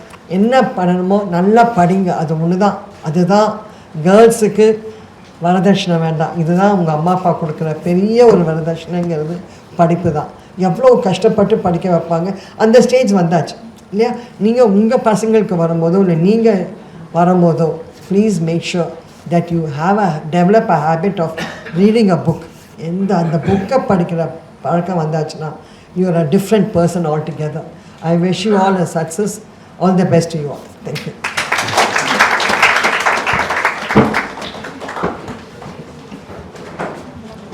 Kalaimamani Shabna Ramesh அவர்களுக்கு டாக்டர் ஆர் நடராஜ் ஐபிஎஸ் அவர்கள் சிறப்பு செய்யும்படி அன்போடு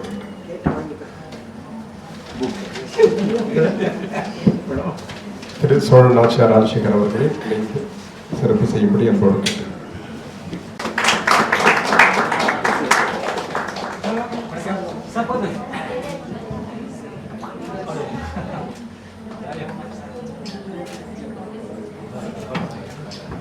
மேடையில் அமர்ந்திருக்கின்ற மற்றும் இங்கே வந்திருக்கின்ற விருந்தினர்கள், இந்த ஆட்சி தமிழ் அகாடமியிலே பங்கு கொண்டு தங்களை முன்னேற்ற இருக்கின்ற மாணவ செல்வங்களை உங்கள் அனைவருக்கும் எனது மாலை வணக்கங்கள். நமது வழக்கறிஞர் அவர்கள் ஆதியோடு அந்தமாக அவர்கள் நிறைய சொல்லிவிட்டார்கள். அதை தவிர மற்றவர்கள் மீதியை சொல்லிவிட்டார்கள். எனக்கு என்ன மீதி இருக்கின்றது என்ன தெரியவில்லை.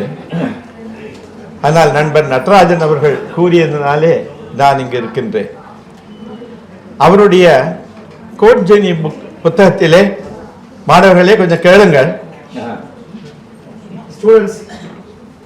அவருடைய அந்த புத்தகத்தில் நீங்க படிச்சாதான் உங்க அந்த ஒவ்வொரு தலைப்பிலையும் அவரே உங்களுக்கு ஒரு கிளாஸ் எடுக்கலாம். அந்த அளவுக்கு அந்த கொட்டேஷன்ஸை பற்றி அவங்க பேசுறப்போ சொன்னாங்க, இந்த சக்சஸ்ல தொடங்கி இருக்கின்றார் என்று. அதிலே அவர் சொல்லும் பொழுது பெர்னார்ட் ஷாவை பற்றி சொல்லியிருக்கின்றார்.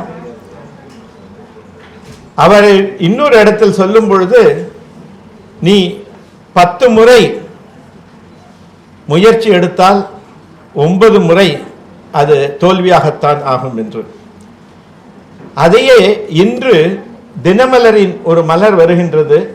அதிலே ஒருவர் எழுதியிருக்கின்றார் இன்று, அப்படி என்றால் நான் எவ்வாறு எனது திறனை வளர்த்து கொள்ள முடியும்? அதனால் நான் 100 முறை முயற்சி செய்தால் கிட்டத்தட்ட 10வது நான் பெறுவேன் என்பது ஒரு மகிழத்தக்க விஷயமாக இருக்கின்றது என்று சொல்கின்றார்கள். நமது முயற்சிகளிலே வெற்றி பெறுவது என்பது நிர்ணயிக்கப்படுவதில்லை. அது நமது முயற்சியினால் தான் அது வருகின்றது. நாம் எல்லாரும் கேள்விப்பட்டிருக்கின்றோம், இதே சென்னையில் நமது துறைமுகத்திலே பணிபுரிந்து கிரேட்டஸ்ட் மேத்தமேட்டிஷியன் என்று பெயர் பெற்ற ராமானுஜம் அவரை பற்றி சொல்லும் பொழுது, அவருக்கு அந்த காலத்தில் துடைக்கிறதுக்கு இந்த டஸ்டர் கூட கிடையாது, கையிலேயே துடைப்பாராம். கையிலேயே துடைச்சு அந்த காப்பு கூட இருக்கு, அந்த காய்த்து இருக்கும் அந்த இதில் அது சொல்லுவாங்க. இந்த case of Ramanujam 90% perspiration and 10% inspiration. அதுதான் வேணும். இப்போ இவங்க எல்லாம் இதுலேயே ஒரு இது கொடுத்துருக்காங்க, செல்ஃப் பிலீஃப் அப்படின்னு ஒரு தலைப்பு அவர் கொடுத்திருக்கின்றார்கள். நாம் நம்மை பற்றி என்ன நினைக்கின்றோம், நம்மை நாமே தரக்குறைவாக எண்ணுகின்றோமோ அல்ல நமது ரொம்பவும் உச்சமாக எழுதி எங்கேயோ மேலே சென்று விட்டோமோ என்று இருக்கக்கூடாது. உங்கள் எல்லோருக்கும் நான் சொல்ல தேவையில்லை, உன்னை அறிந்தால் நீ உலகத்தில் போராடலாம் என்று. அதைத்தான் நீங்கள் சொல்ல. நமக்கு இருக்கின்ற ஸ்வாட் அனாலிசிஸ், நம்ம கிட்ட இருக்கின்ற ஸ்ட்ரெங்க் என்ன, வீக்னஸ் என்ன, அதை எப்படி நம்ம மாற்றிக்கொண்டு இத்தகைய ஒரு களத்திலே இறங்க வேண்டும் என்றால் நாம் எந்த அளவிலே அதில் போராட முடியும் என்பது, அதுக்குத்தான் அந்த செல்ஃப் பிலீஃப். நீங்க அதை முதல்ல புரிஞ்சுக்கணும். அது மட்டுமல்ல, எனக்கு ரொம்ப பிடித்த தலைப்பு என்னன்னா டைம் மேனேஜ்மெண்ட். என்னை இங்கு வர சொல்லி நண்பர் நடராஜன் அவர்கள் 2-3 நாள் முன்னால் சொன்ன போது எனக்கு ஒரு டைம் கொடுத்திருந்தார். 5லிருந்து 6 மணி என்று எனக்கு டைம் கொடுத்திருந்தார். அப்புறம் இப்ப வந்ததுல 4 மணி என்று காட்டியது. நான் அதை கேட்டேன், இல்ல 4 மணிக்கு ஆரம்பிக்கணும், நீங்க லேட்டா. நான் சொன்னேன், ஒரு இடத்துக்கு வருவதாக ஒப்புக்கொண்டால் கரெக்டாக நேரத்திற்கு வர வேண்டும். நான் அவருக்காக இந்த அண்ணா நகரிலே இருந்த ஒரு நிகழ்ச்சியை கொஞ்சம் முன்னாலே தள்ளி வைத்து அங்கே பார்த்து விட்டு இங்கே நான் இறங்கினேன் 4 மணி. அதைத்தான் நீங்கள் ஒரு குறிக்கோளாக கொள்ள வேண்டும். எவ்வளவுதான் இருந்தாலும் அது எவ்வாறு நாம் அந்த டைம் மேனேஜ்மெண்ட்டை நம்ம கைக்குள் வைக்க முடியும் என்று. சில ஆண்டுகளுக்கு முன்னாலே எங்கள் ஃபேமிலியிலே ஒரு இடத்துக்கு போயிருந்தோம், குரோம்பேட்டில் ஒரு வீட்டிற்கு போய்விட்டு எனக்கு பெருங்களத்தூர் போக வேண்டி இருந்தது. பெருங்களத்தூர் போய் அங்கே ஒரு நிகழ்விலே ரிசப்ஷனிலே அட்டென்ட் பண்ணிவிட்டு திரும்பவும் குரோம்பேட் வர வேண்டும். நான் சொன்னேன், போய்விட்டு 1 மணி நேரத்தில் வந்து விடுகிறேன் என்று. என் மகளிடம் அந்த வீட்டில் இருந்தவர்கள் சொல்லியிருக்கார், இவர் சொல்லியிருக்கிறார், அவளால் 2 மணி நேரத்துக்கு முன்னால வர முடியாது அப்படின்னு அவங்க ரொம்ப ஆணித்தரமாக சொன்னதும் என் மகளுக்கும் ரொம்ப இது நம்ம 1 மணி நேரம் தான் இங்கே இருப்போம்னு நினைச்சோம், 2 மணி நேரம் இருக்க வேண்டி இருக்குமான்னு என்று. நான் கரெக்டாக 1 மணி நேரத்துக்கு வந்தேன். அதற்கு என்ன காரணம் என்றால், நாம் எதை மேற்கொள்கின்றோம் அதை நம்ம முன்னாலேயே சிந்திக்க வேண்டும். பெருங்களத்தூர் சென்றால் அப்பொழுதெல்லாம் நம்ம லெவல் கிராசிங்ல நின்று அந்த லெவல் கிராசிங் ஓபன் பண்ணாத வண்டி அந்த பக்கம் போக முடியும். இதை இவர்கள் இந்த மாதிரி சொல்வார்கள் என்று தெரிந்து அந்த பெருங்களத்தூர் லெவல் கிராசிங்கிலே என்னுடைய காரை நிறுத்திவிட்டு நடந்து அந்த பக்கம் சென்று ஆட்டோவிலே சென்றேன், வந்தேன், திரும்பி வந்தேன். கரெக்டா 1 மணி. அதற்காக நாம் எந்த முறையிலே சென்றால் நாம் சொன்னதை கடைபிடிக்க முடியும் என்பதையும் நாம் மேற்கொள்ள வேண்டும். அதுதான் இப்பொழுது இவர் நடராஜ் அவர்கள் இந்த கோட்ஜனை எழுதியிருக்கின்றார்கள் என்றால், இன்னும் சில காலத்திற்கு பிறகு அவருடைய புத்தகங்களை நீங்கள் யாரும் படித்திருக்கிறீர்களா என்று தெரியாது. நெஞ்சுக்கு நேர்மை என்று உங்கள் பாரதியாருடைய தெரியும், நெஞ்சுக்கு நீதியும் தோளுக்கு வாழும். அந்த மாதிரியான இதிலே அந்த நேர்மையே ஒரு கேடயமாக கொண்டு வலம் வந்தவர்கள் நாங்கள். அதனால் நீங்கள் அதை புரிந்து கொண்டால்தான், இந்த அரசு ஊழியராக இருந்தால் அந்த நேர்மையை கிடைக்க வேண்டியது நெஞ்சுக்கு நேர்மை, யுவர் கான்சியன்ஸ். மற்றவன் சொல்ல வேண்டும் என்ற அவசியம் இல்லை, நீர் செய்கின்றது உங்கள் கான்சியன்ஸுக்கு சரியாக இருக்கின்றதா. இதை தவிர லேர்னிங் என்று ஒரு தலைப்பிலே நிறைய சொல்லி இருக்கின்றார். வின்ஸ்டன் சர்ச்சில் சொல்லுவார், I like to learn, I don't like to be taught. அது எதற்காக அவர் சொல்லுகின்றார் என்ன, உனக்கு அந்த ஊக்கம் இருந்தால் தான் படிக்க தோன்றும். மற்றவர்கள் எவ்வளவுதான் சொல்லிக் கொடுத்தாலும் அது சொல்லுவாங்க, என்ன கையில் எடுத்துக்கொண்ட சோறும் ஒரு பாடமும் எத்தனை நாள் நிற்கும் என்று. அதுபோல நாமே நம்மை வளர்த்து கொள்ள வேண்டும். ஸ்ரீ ராமகிருஷ்ணர் சொல்லுவார், as long as you live so long do you learn. ஏன்னா எந்த நாள் இப்ப எத்தனை பேர் நீங்க சுக்கி சிவத்தை கேட்டிருப்பீங்க. அந்த காலத்தை அவர் பேசுறப்ப சொல்லுவார், நாங்கெல்லாம் ஸ்கூலுக்கு போறதுனால இந்த மர்ஃபி ரேடியோ அப்பதான் வந்திருந்து அதை திருப்பவும் எங்க அப்பா மண்டையில் ஒரு தட்டுவார், அதான் கெட்டு போயிடும், இது டோன்ட் மிஸ் ஹேண்டில் அப்படின்ட்டு. இப்பொழுது என்னுடைய பேரன் சொல்லியிருந்தான், தாத்தா உனக்கு தெரியாது என்று அவன் சொல்லுகின்றான். அந்த தலைமுறையிலையும் நாங்கள் பின்பற்றவர்களாக இருந்தோம், இப்பொழுதும் நாங்கள் பின்பற்றவர்களாக இருக்கேன் என்றால் அவன் சொல்லியிருக்கிறான், இந்த டிஜிட்டல் அதெல்லாம் உங்களுக்கு அவ்வளவு தெரியாது, நான் சொல்றதை கேளுங்க. அதனால் எப்பொழுதும் நாம் கற்க வேண்டிய நிலைமை இருக்கின்றது. நீங்கள் இதெல்லாம் படித்தீர்கள் என்றால் ஒவ்வொன்றிலிருந்தும் உங்களுக்கு வருகின்ற அந்த தாக்கத்தை கொண்டு நீங்கள் சக்சஸ்ல ஆரம்பித்து பெர்சிஸ்டன்ஸிலே முடிக்கின்றார். நீங்கள் செய்கின்ற வேலையிலே நீங்கள் மிகவும் கவனம் செலுத்தி பெர்சிஸ்டன்ட் அப்படி இருந்தால்தான் உங்களுக்கு ஒரு வெற்றி கிடைக்கும். நீங்கள் அப்புறம் சொல்றான், நாங்களும் சொல்லலாம், நீங்க அவர் அந்த ஆட்சி தமிழ் அகாடமியில வெற்றி மீது வெற்றி உன்னை சேரும், அதை வாங்கி தந்த பெருமை வீரபாகுக்கு சேரும் என்று நாங்கள் சொல்ல வேண்டும் என்று சொல்லி விடைபெறுகிறேன். நன்றி, வணக்கம். அண்ட் ஒன்று சொல்லிக்கொள்ள, அவர் ராஜகோபாலன் அவர்களுடைய புத்தகத்தை, அது மிகவும் அருமையான புத்தகம். ஏனென்றால் நமக்கு நமது கிராமப்புறங்களிலே என்ன சொல்லுகின்றார்கள் என்பது தெரியலை.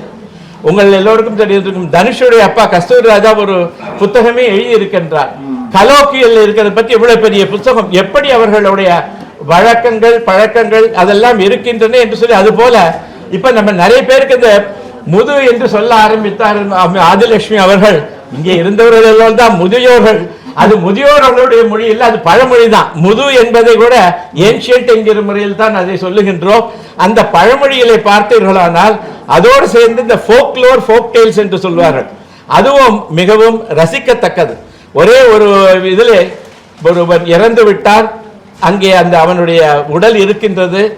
அவன் அந்த மனைவியை பார்க்க அந்த துக்கம் விசாரிக்க வந்தவர்கள் இருக்கின்றார்கள். அவர்கள் அந்த வீட்டை சுற்றி இருக்கின்ற தோட்டத்திலே அந்த பாகக்காய் அப்படி தொங்கிக் கொண்டிருக்கிறது. அதை பார்த்ததும் அவர்கள் பேசிக் கொள்கிறார்கள் வந்தவர்கள், பக்கத்திலே பாவக்கா போறப்ப பறிச்சுக்கலான்ட்டு. அது உடனே அந்த மனைவி சொல்றார், விதைக்காக விட்டுருக்கேன், வீணாக பறிக்காதே என்று. அந்த மாதிரி அது எப்படி சமயத்துக்கு ஏற்றாற்போல் என்ன சொல்ல வேண்டும், அதற்கு பதில் எந்த மாதிரி வருகின்றது என்பதும் அந்த பழக்க வழக்கத்தை எடுத்துக்கொண்டால் தான் தெரியும். இந்த பழமொழிகளிலே இப்பொழுது நாம் எப்பொழுதுமே சொல்லும் சிவபூஜையிலே கரடி போல அப்படின்னா, இப்பொழுதுதான் தெரிந்து கொண்டேன். சிவபூஜை, அந்த அரசனுடைய சிவபூஜையிலே அந்த கரடிகை ஒலிக்கின்ற பொழுது அந்த பூஜையை கவனம் செலுத்த முடியாத போல ஆயிற்று என்பதற்காகத்தான் சிவபூஜையில் கரடிகை என்பது கரடி ஆயிருக்கு என்று போட்டிருக்கிறார். இந்த மாதிரி நிறைய விஷயங்களை நாம் தெரிந்து நம்மை வளர்த்துக் கொள்ள வேண்டும் என்று இந்த மாணவர்களுக்கு சொல்லி விடைபெறுகின்றேன். தம்பி, வணக்கம்.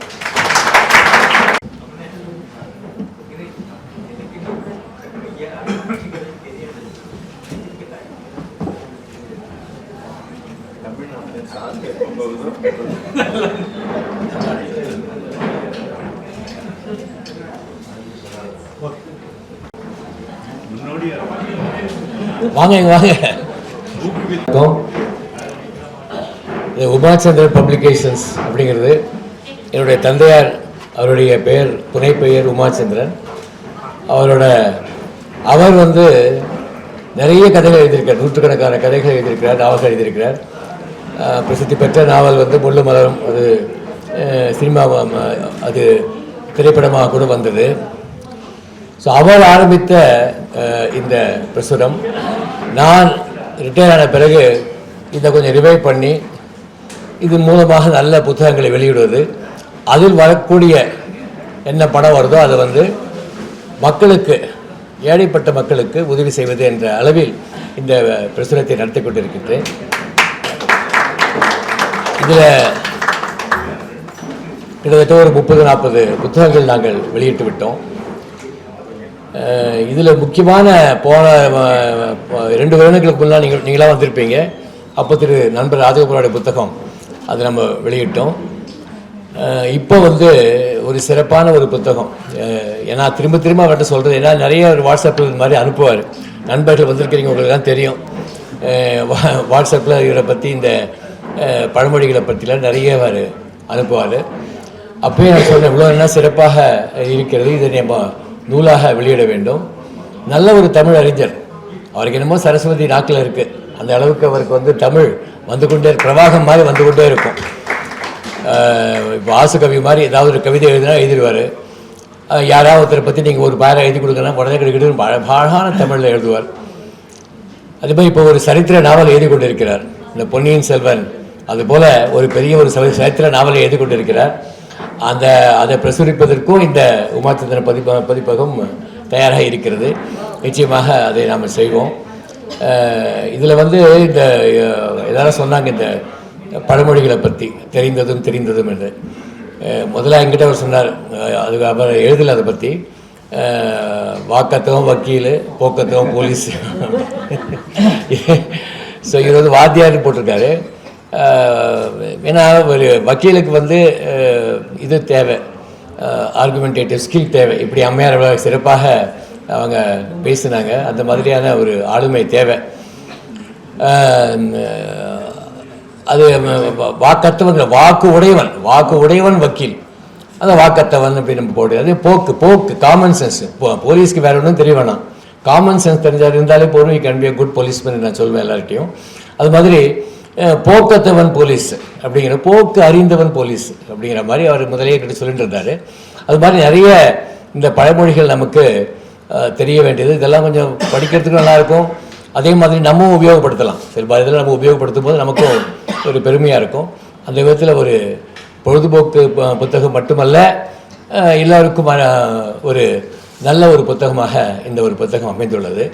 ஸோ என்னோடது வந்து நான் இந்த கோட் ஜெனின்னு சொல்லிட்டு நான் போட்டது வந்து என்னோடது ஒன்றும் கிடையாது. அதில் நான் முன்னரே ஒன்று எழுதியிருக்கிறேன் ஒழிய, நல்ல எனக்கு ரொம்ப இன்ஸ்பயர் பண்ணக்கூடிய கொட்டேஷன்ஸ் அதில் நான் எடுத்து நிறைய வச்சுருக்கிறேன். அதில் வந்து கொஞ்சம் இப்போது அதை அந்த பிரசுரமாக போட்டோம். அதில் அது வந்து உங்களுக்கு ஒரு பொழுதுபோக்காகவும் படிக்கலாம். முக்கியமாக இவங்களுக்கு, இளைஞர்களுக்கு அந்த மேற்கோள் காட்டி நாம் எழுதும்பொழுது அதற்கு ஒரு நல்ல ஒரு வலிமை இருக்கும். நம்ம எழுதக்கூடியதுக்கு ஒரு நல்ல ஒரு வலிமை இருக்கும். It will, whatever essay we want to write, it will add strength if you are able to give a relevant quotation. So that is very very important. அந்த விதத்தில் இந்த புத்தகம் அவங்களுக்கு வந்து உபயோகமாக இருக்கும்னு நினைக்கிறேன். இதில் வந்து கோட் ஜெனி அப்படின்னு சொல்லிட்டு நான் அதை வச்சுருக்கேன். இது ஒரு சீரியஸாக கொண்டு வரணும், நிறைய கொட்டேஷன்ஸ் கொண்டு வரணும், தமிழ்லையும் கொண்டு வரணும். நிறைய கொட்டேஷன் தமிழ்லையும் இருக்குது. அந்த மாதிரியான கொட்டேஷன் நிறைய நம்மளுடைய இலக்கியங்கள் இருக்கக்கூடியது 2 எடுத்து வச்சா கூட நமக்கு வந்து அவ்வளோ அழகாக அதில் சொல்லியிருப்பாங்க. அதெல்லாம் கொண்டு வரணுங்கிற ஒரு முயற்சியை நான் எடுத்துக்கொண்டிருக்கிறேன். அதற்கு உங்களுடைய ஒத்துழைப்பு, எல்லோருக்கும் என்னுடைய ஒத்துழைப்பு கொடுக்க வேண்டும் என்று கேட்டுக்கொள்கிறேன். நண்பர்கள், இந்த பள்ளி நண்பர்கள் எல்லாம் வந்திருக்கிறாங்க. ராஜகோபாலுடைய அவர்களோடு சேர்ந்து புரிந்தவர்கள் வந்திருக்கிறார்கள். அவருடைய மனைவி, அவர்களுடைய இந்த பேங்க்கில் நிறைய பேர் வந்திருக்கிறாங்க. எல்லோருக்கும் என்னுடைய வாழ்த்துக்களை தெரிவித்துக் கொள்கிறேன், நன்றியை தெரிவித்துக் கொள்கிறேன். அடுத்தது ராஜகோபால் அவர்கள் இதை பற்றி இன்னும் சிறப்பாக அவர் பேசுவார். அவருடைய ஏற்புரை இருக்கிறது. எல்லோருக்கும் வந்த எல்லோருக்கும் என்னுடைய இதே மறந்த நன்றியும் வாழ்த்துக்களும் தெரிவித்து விடைபெறுகிறேன். நன்றி, வணக்கம்.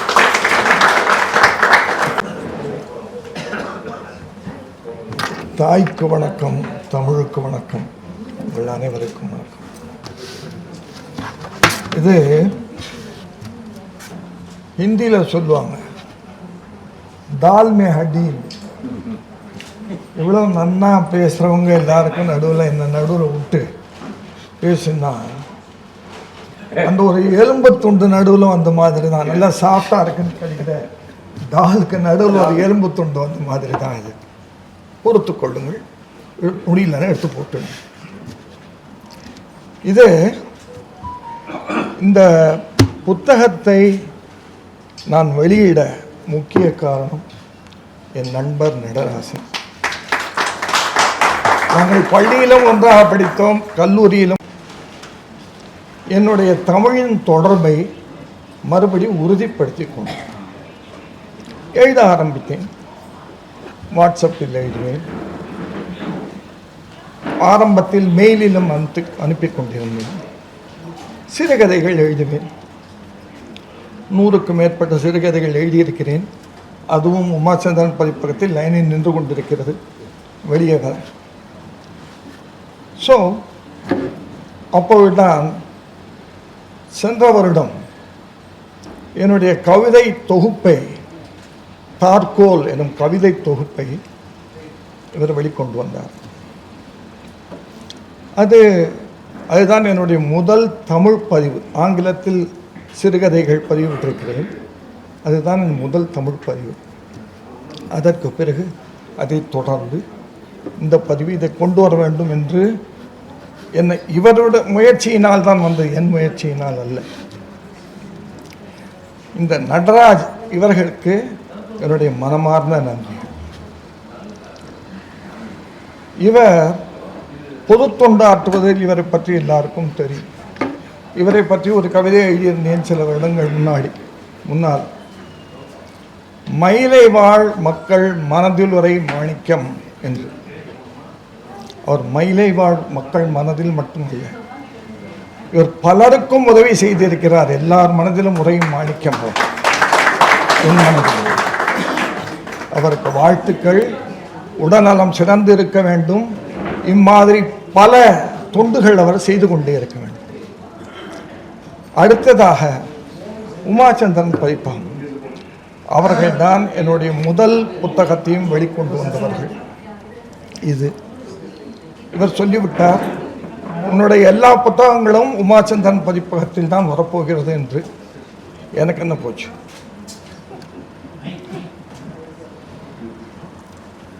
ஒரே ஒரு செகண்ட்.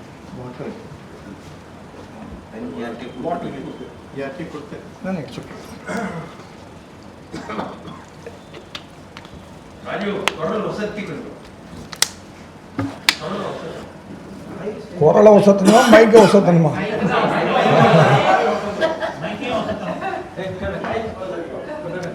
ஓரளவு தானப்பா நான் உயர முடியும். உயர பறந்தாலும் ஊர்க்குருவி பருந்தாகாது. என்னால் இவ்வளவுதான் உயர முடியும். ஸோ பண்ணியாச்சுப்பா. ஸோ இதை தொடர்ந்து எங்கள் அழைப்புக்கு மதிப்பு கொடுத்து இங்கே வந்து இருக்கும் அனைவருக்கும் எங்கள் நன்றியும் வணக்கங்களும். என் புத்தகத்தை வெளியிட்ட சோழநாச்சியார் திரு ராஜசேகர் அவர்களுக்கும், அதை வாங்கி என்னை கௌரவித்த திருமதி ஆதிலட்சுமி லோகமூர்த்தி அவர்களுக்கும் என் நன்றிகளும் வணக்கங்களும். அதன் கூடவே இங்கு வந்து இருந்து எங்கள் அனைவரையும் கௌரவித்து எங்கள் புத்தகங்களை பற்றி பேசி என் நண்பனின் புத்தகத்தையும் வெளியிட்ட திரு கோபாலகிருஷ்ணன் ஐபிஎஸ் அவர்களுக்கும், திரு மதன் சந்தர் அவர்களுக்கும், திருமதி கலைமாமணி சோபனா ரமேஷ் அவர்களுக்கும் வணக்கங்கள், நன்றிகள். என்னை ஏற்புரை வழங்கத்தான் அழைத்தார். நான் அதிகம் தமிழ் படித்தவன் அல்ல. என்னை பொறுத்தவரை ஏற்புரை என்பதை நான் நன்றாக பிரித்து கொண்டேன். ஒன்று, நன்றி லமிழல் சொல்லிவிட்டேன். இரண்டாவதாக, உதவியோர்க்கு பாராட்டு. யார் யார் உதவினார்? முதலில் உதவியது என்று நான் பார்ப்பது என் மனைவி திருமதி வசந்தா ராஜகோபால் அவர்கள். அவரில்லாமல் என் எழுத்துக்களே இல்லை என்று சொல்லலாம். கவியரசர் சொன்னது போல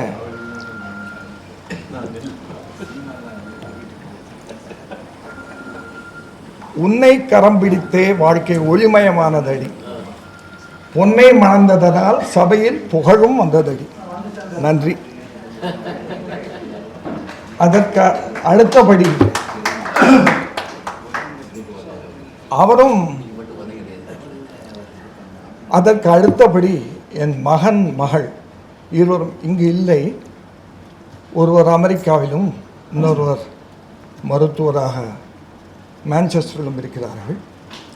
என் மகன் இங்கே வருவதாக இருந்த அவர்கள் ஊக்குவிப்பும் துணையும் என் இலக்கிய பயணத்தில் வெகுவாக உதவின. என் மகன் இங்கு வருவதாக இருந்தது. சான் பிரான்சிஸ்கோவிலிருந்து மும்பாய் மட்டும் வந்து விட்டார் முந்தா நேற்று. அங்கிருந்து இங்கே வர முடியாமல் ஒரு தடங்கள் வந்து விட்டது, அங்கே தங்கிவிட்டார். ஆனால் என் மருமகன் வந்து விட்டார். இவரும் டாக்டர், மான்செஸ்டரில் இருக்கிறார். அதற்கு பிரதியாக என் மருமகன் வந்து இங்கு நாளை கிளம்பி போகிறார் திருப்பி மான்செஸ்டர். ஸோ என் குழந்தைகளுக்கும் சரி என் மருமகருக்கும் சரி அவர் தாயும் வந்திருக்கிறார். அனைவருக்கும் என் நன்றிகள், வணக்கங்கள். இவர்களை தாண்டி இங்கு வரவில்லை அவர் என் குடும்ப நண்பர் திரு Ma Selvarasan, professor of Tamil from Madras university. எனக்கு நெருங்கிய நண்பர். என்னுடைய எழுத்துக்களை பார்த்து என்னை ஊக்குவிப்பதில் அவர் முதலில் நிற்பவர். இன்று அவருக்கு உடல்நிலை சரியில்லை, இருந்தால் வந்திருப்பார். அவருக்கும் என் நன்றிகள். அதைத் தொடர்ந்து சிறுவயதிலிருந்தே என் தமிழார்வத்தை தூண்டி என் தமிழ் வளர்க்க காரணமாக இருந்த என் சகோதர சகோதரிகள், என் சகோதரர் வந்திருக்கிறார். அவர்களுக்கும் என் நன்றி, வணக்கங்கள்.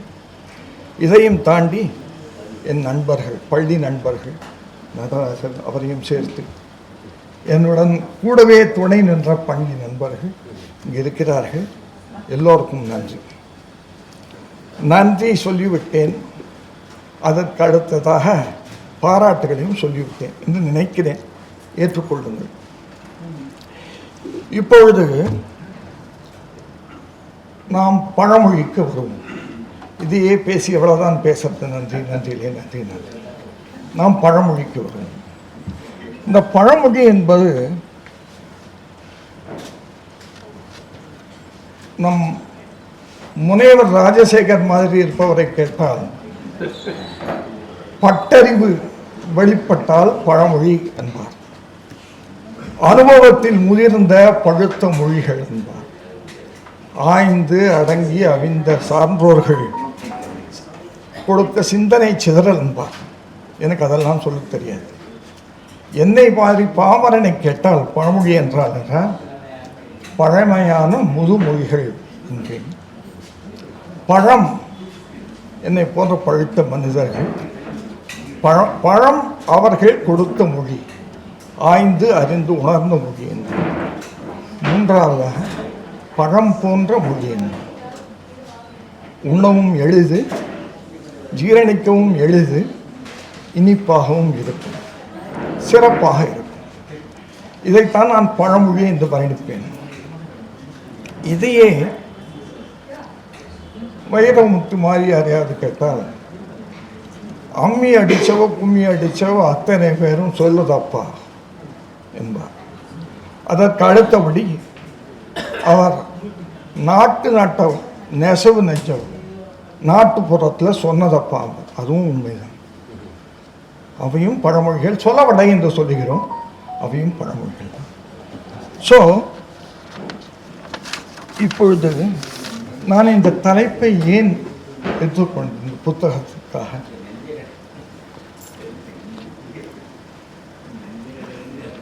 என் தாய் அவரை போன்று பழமொழியை உபயோகித்தவரை நான் கண்டதில்லை. சிறு வயதிலிருந்தே எங்கள் வீடுகளில் பழமொழிகள் சரளமாக பேசப்படும். அது எங்களுக்கு அதுதான் நார்மல் என்று சொல்லுவார்கள். அது மாதிரி பொதுவாக எல்லா இடங்களிலும் அப்படித்தான் இருக்கும் என்று தான் நினைத்து கொண்டிருந்தோம். அதுவே போக போக அதில் கிடைத்த இன்பம் அதை இன்னும் மேலும் மேலும் உள்ளே செல்ல வேண்டும் என்று தோன்ற ஆரம்பிக்கும். எனக்கு 7 வயது இருக்கும் என்று நினைக்கிறேன். எஸ், 7 வயது. என் தமக்கை அவருக்கு 11 வயது. ஏதோ சொன்னார், வேலையை ஏதோ செய்ய சொன்னார். நான் சொன்னேன், இல்லைம்மா எனக்கு தெரியாது. உடனே அவர் ஒரு வார்த்தை தான் சொன்னார், 8 வயசு எருமக்கடாக்கு ஏரிக்கு போக வழி தெரியாதான், போய்விட்டான்.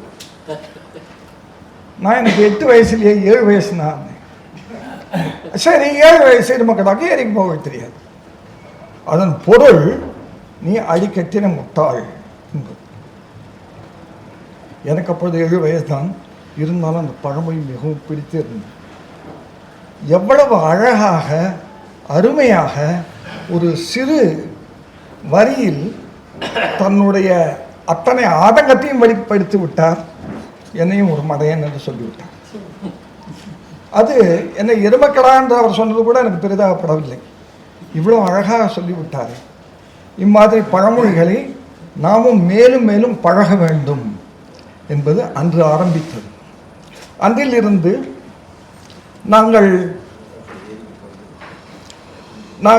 நான் பள்ளியிலும் சரி கல்லூரியிலும் சரி என்னுடைய தமிழ் ஆசிரியர்களை சென்று கேட்டுக்கொள்வேன். ஏதாவது பழமொழி புரியவில்லை என்றால் கேட்டுக்கொள்வேன். அப்படித்தான் பழமொழியை வளர்த்து கொண்டேன். வர வர இக்காலங்களில் பழமொழிகள் உபயோகப்படுத்துவதை பார்த்தால் அவரவர் தன்னுடைய சாமர்த்தியங்களை திறமைகளை காட்டி பழமொழிகளை பிரித்து ஆழ்கிறார்கள். பழமொழி என்பது எளிதில் புரிந்து கொள்ள வேண்டியவையாக இருக்க வேண்டும். பாமர மக்களும் உபயோகப்படுத்துவதாக இருக்க வேண்டும். சுருங்க சொல்லி விளங்க வைக்க வேண்டும். அதிகமாக பேசாமல் ஒரே வார்த்தையில் அவ்வளவும் புரியும்படி இருக்க வேண்டும். இதுதான் பழமொழி. வர வர எல்லாம் மாறிக்கொண்டே போகிறது. உதாரணத்துக்கு அன்றைக்கு ஒரு நாள் என் நண்பருடன் ஊபரில் சென்று கொண்டிருந்தேன். ஏதோ பேச்சு. அவர் யாரோ இறந்து விட்டார் என்பதற்காக அவர் 6லும் சாவு 100லும் சாவு என்று. ஆமாம், நிலையாமையை உணர்த்தும் பழமொழி அது. நெருநல் உளனொருவன் என்றில்லை என்னும் பெருமை படைத்த உலகு என்று 2 வழிகளில் வள்ளுவர் சொன்னதை இது அரை வரியில் சொல்லிவிட்டது. சிறப்பானது என்று நான் பதில் உரைத்தேன். அதற்கு என் டிரைவர், அல்ல அந்த காலத்தில் சார், பழைய என்னை கழிந்து புதிய புகுந்தாச்சு சார், இப்போல்லாம் வேற சார் அதுக்கு அர்த்தம். இதுக்கு எவ்வளோ பழமொழிகளுக்கு வேற அர்த்தம் இருக்கலாம், இதுக்கு போய் என்னையா வேற அர்த்தம்? 6ன்னா என்ன சார்? 6 வயசு. 100ன்னா 100 வயசு. அதுதான் சார். இல்லை, 6 என்றால் ஓடும் 6, காட்டாறு. சரி, அப்போ 100ன்னா அவசர போலீஸ் 100. நீங்க அந்த ஆற்றுல மாட்டினாலும் போனீங்க, 100ல மாட்டினாலும் போனீங்க. ஸோ 6லும் சாவு 100லும் சாவுனா நீங்க அங்க மாட்டினாலும் சாவுதான், இங்க மாட்டினாலும் சாவுதான். அதை தான் சார் இப்போ சொல்லுது. நீங்க சொல்றதெல்லாம் பழங்காலத்து கதைகள் என்றார். அதுவும் நன்றாகத்தான் இருந்தது. இருந்தாலும் அதை எந்த அளவுக்கு ஏற்றுக்கொள்ள முடியும் அது சொல்லுவதற்கில்லை. ஆனால் இதே மாதிரி புது புதுதாக வார்த்தைகள் வருகின்றன, பழமொழிகள் வருகின்றன, சொலவடைகள் வருகின்றன. எங்கள் வீட்டில் கொத்து வேலையை செய்ய ஒரு கணவன் மனைவி வந்திருந்தார். கிராமப்புறத்திலிருந்து அங்கே வேலைகளே கிடைக்கவில்லை, இங்கே வந்து விட்டார்கள். அவர்கள் மதியம் உணவு உண்ணும்பொழுது நானும் அவர்களிடம் நான் கிராமப்புறத்தில் வந்தவர்கள் என்றால் அவர்களுடன் உரையாடுவேன். பழமொழிகளை பற்றியும் சொலவடைகள் பழமொழிகளை விட அந்தந்த வட்டார பழமொழிகள் அவ்வளவு இனிமையாக இருக்கும். ஸோ ஏதாவது சொலவடைகள் உங்கள் ஏரியாவில் இருந்தவங்களுக்கு தெரியுமா என்று நான் கேட்டேன். அதுக்கு அந்த கொத்தனார் சொன்னார், ஆமாம் சார், எங்கள் அப்பா அடிக்கடி சொல்லுவார், அடிக்கிறது லாட்ரி பிடிக்கிறது பாட்ரிம்பாரு. என்னடா அடிக்கிறது லாட்ரி பிடிக்கிறது பாட்ரியா, இது ஒன்றும் புரியவில்லையே, இது என்ன அர்த்தம் என்று அவரை கேட்டேன். அதுக்கு அவர் மனைவி சொன்னார், சார் இவரும் குடிகாரர், இவங்க அப்பாவும் குடிகாரர், அவங்க அப்பாவும் குடிகாரர். ஸோ இவங்க இப்படி தான் பேசுவாங்க, இதை கூட புரிஞ்சுக்காங்க. எங்கள் ஆயா சொல்லிச்சு, அவர் சொன்னதெல்லாம் இங்கே சோத்துக்கே லாட்ரி கேக்குதா குவார்டருன்னது. அத இவங்க அடிக்கிறது லாட்ரி பிடிக்கிறது பாட்ரின்ட்டாங்க சார். ஆனால் எனக்கு அது பிடித்திருந்தது. இது ஒரு புது சொலவடை, உண்மை. சோத்துக்கே லாட்ரி கேக்குதா குவார்டர் உபயோகப்படுத்தலாம், எங்கேயான்னு போடலாம். நடா சார், அதான் சோத்துக்கே லாட்ரி கேக்குதா குவார்டருங்கிறது படத்தில் பாட்டை வைக்கலாம் சார், எங்க வேணா வைக்கலாம். ஸோ இது எதற்காக சொல்ல வருகிறேன், நல்ல ஒரு புதிதாக சொல்லுகிறார்கள் என்பதனால் எல்லாமே இது தவறு என்ற அர்த்தம் இல்லை. என்றால் பேட்டரி லாட்ரி என்றால் முதுமை என்ற போலவே மாட்டோம்.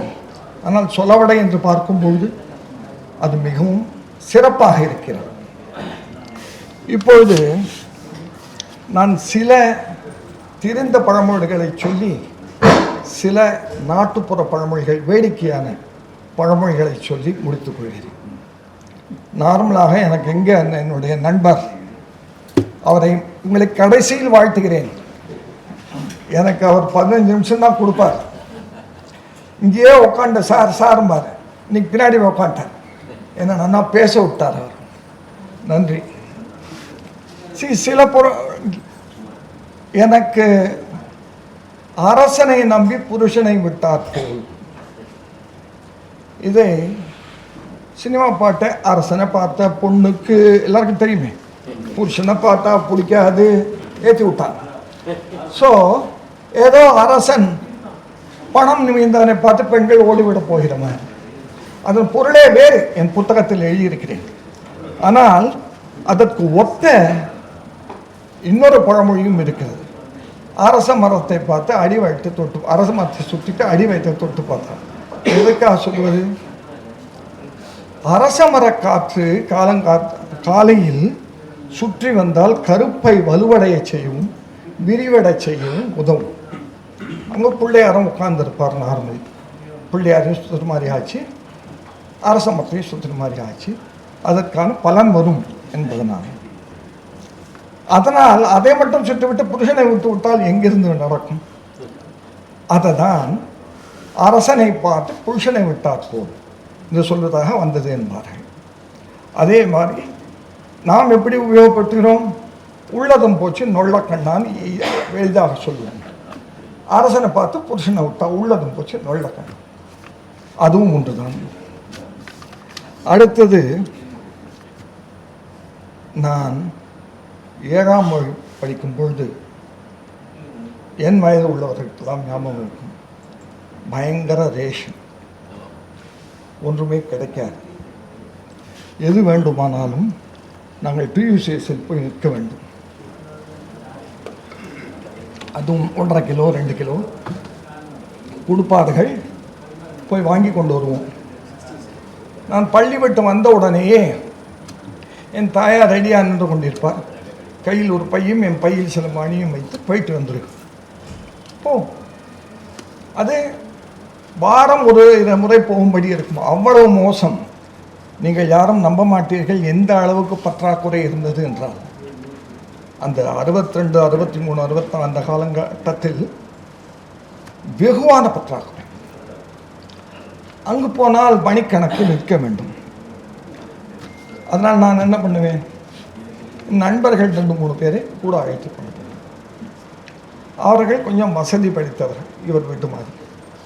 அவர்களுக்கு ரேஷன் கடைக்கு போக வேண்டாம், வேறு யாராவது போவார்கள், வேலைக்காரர்கள், அல்லது அவர்கள் கருப்பு சந்தையிலும் வாங்கி கொள்ளலாம். அதற்கு வசதி படைத்தேன். நான் கூப்பிட்டவுடன் என் கூட சில நண்பர்கள் வருவார்கள்.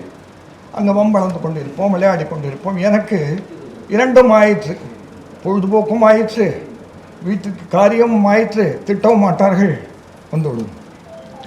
ஸோ ஒரு நாள் என் நண்பனை அழைக்கப் போனேன். அவன் தாயார் அவனை கடிந்து கொண்டான். எள்ளு தான் எண்ணெய்க்கு காயறதுன்னா எலி புஷ்கை எதுக்கு காயுது அப்படின்னாரா.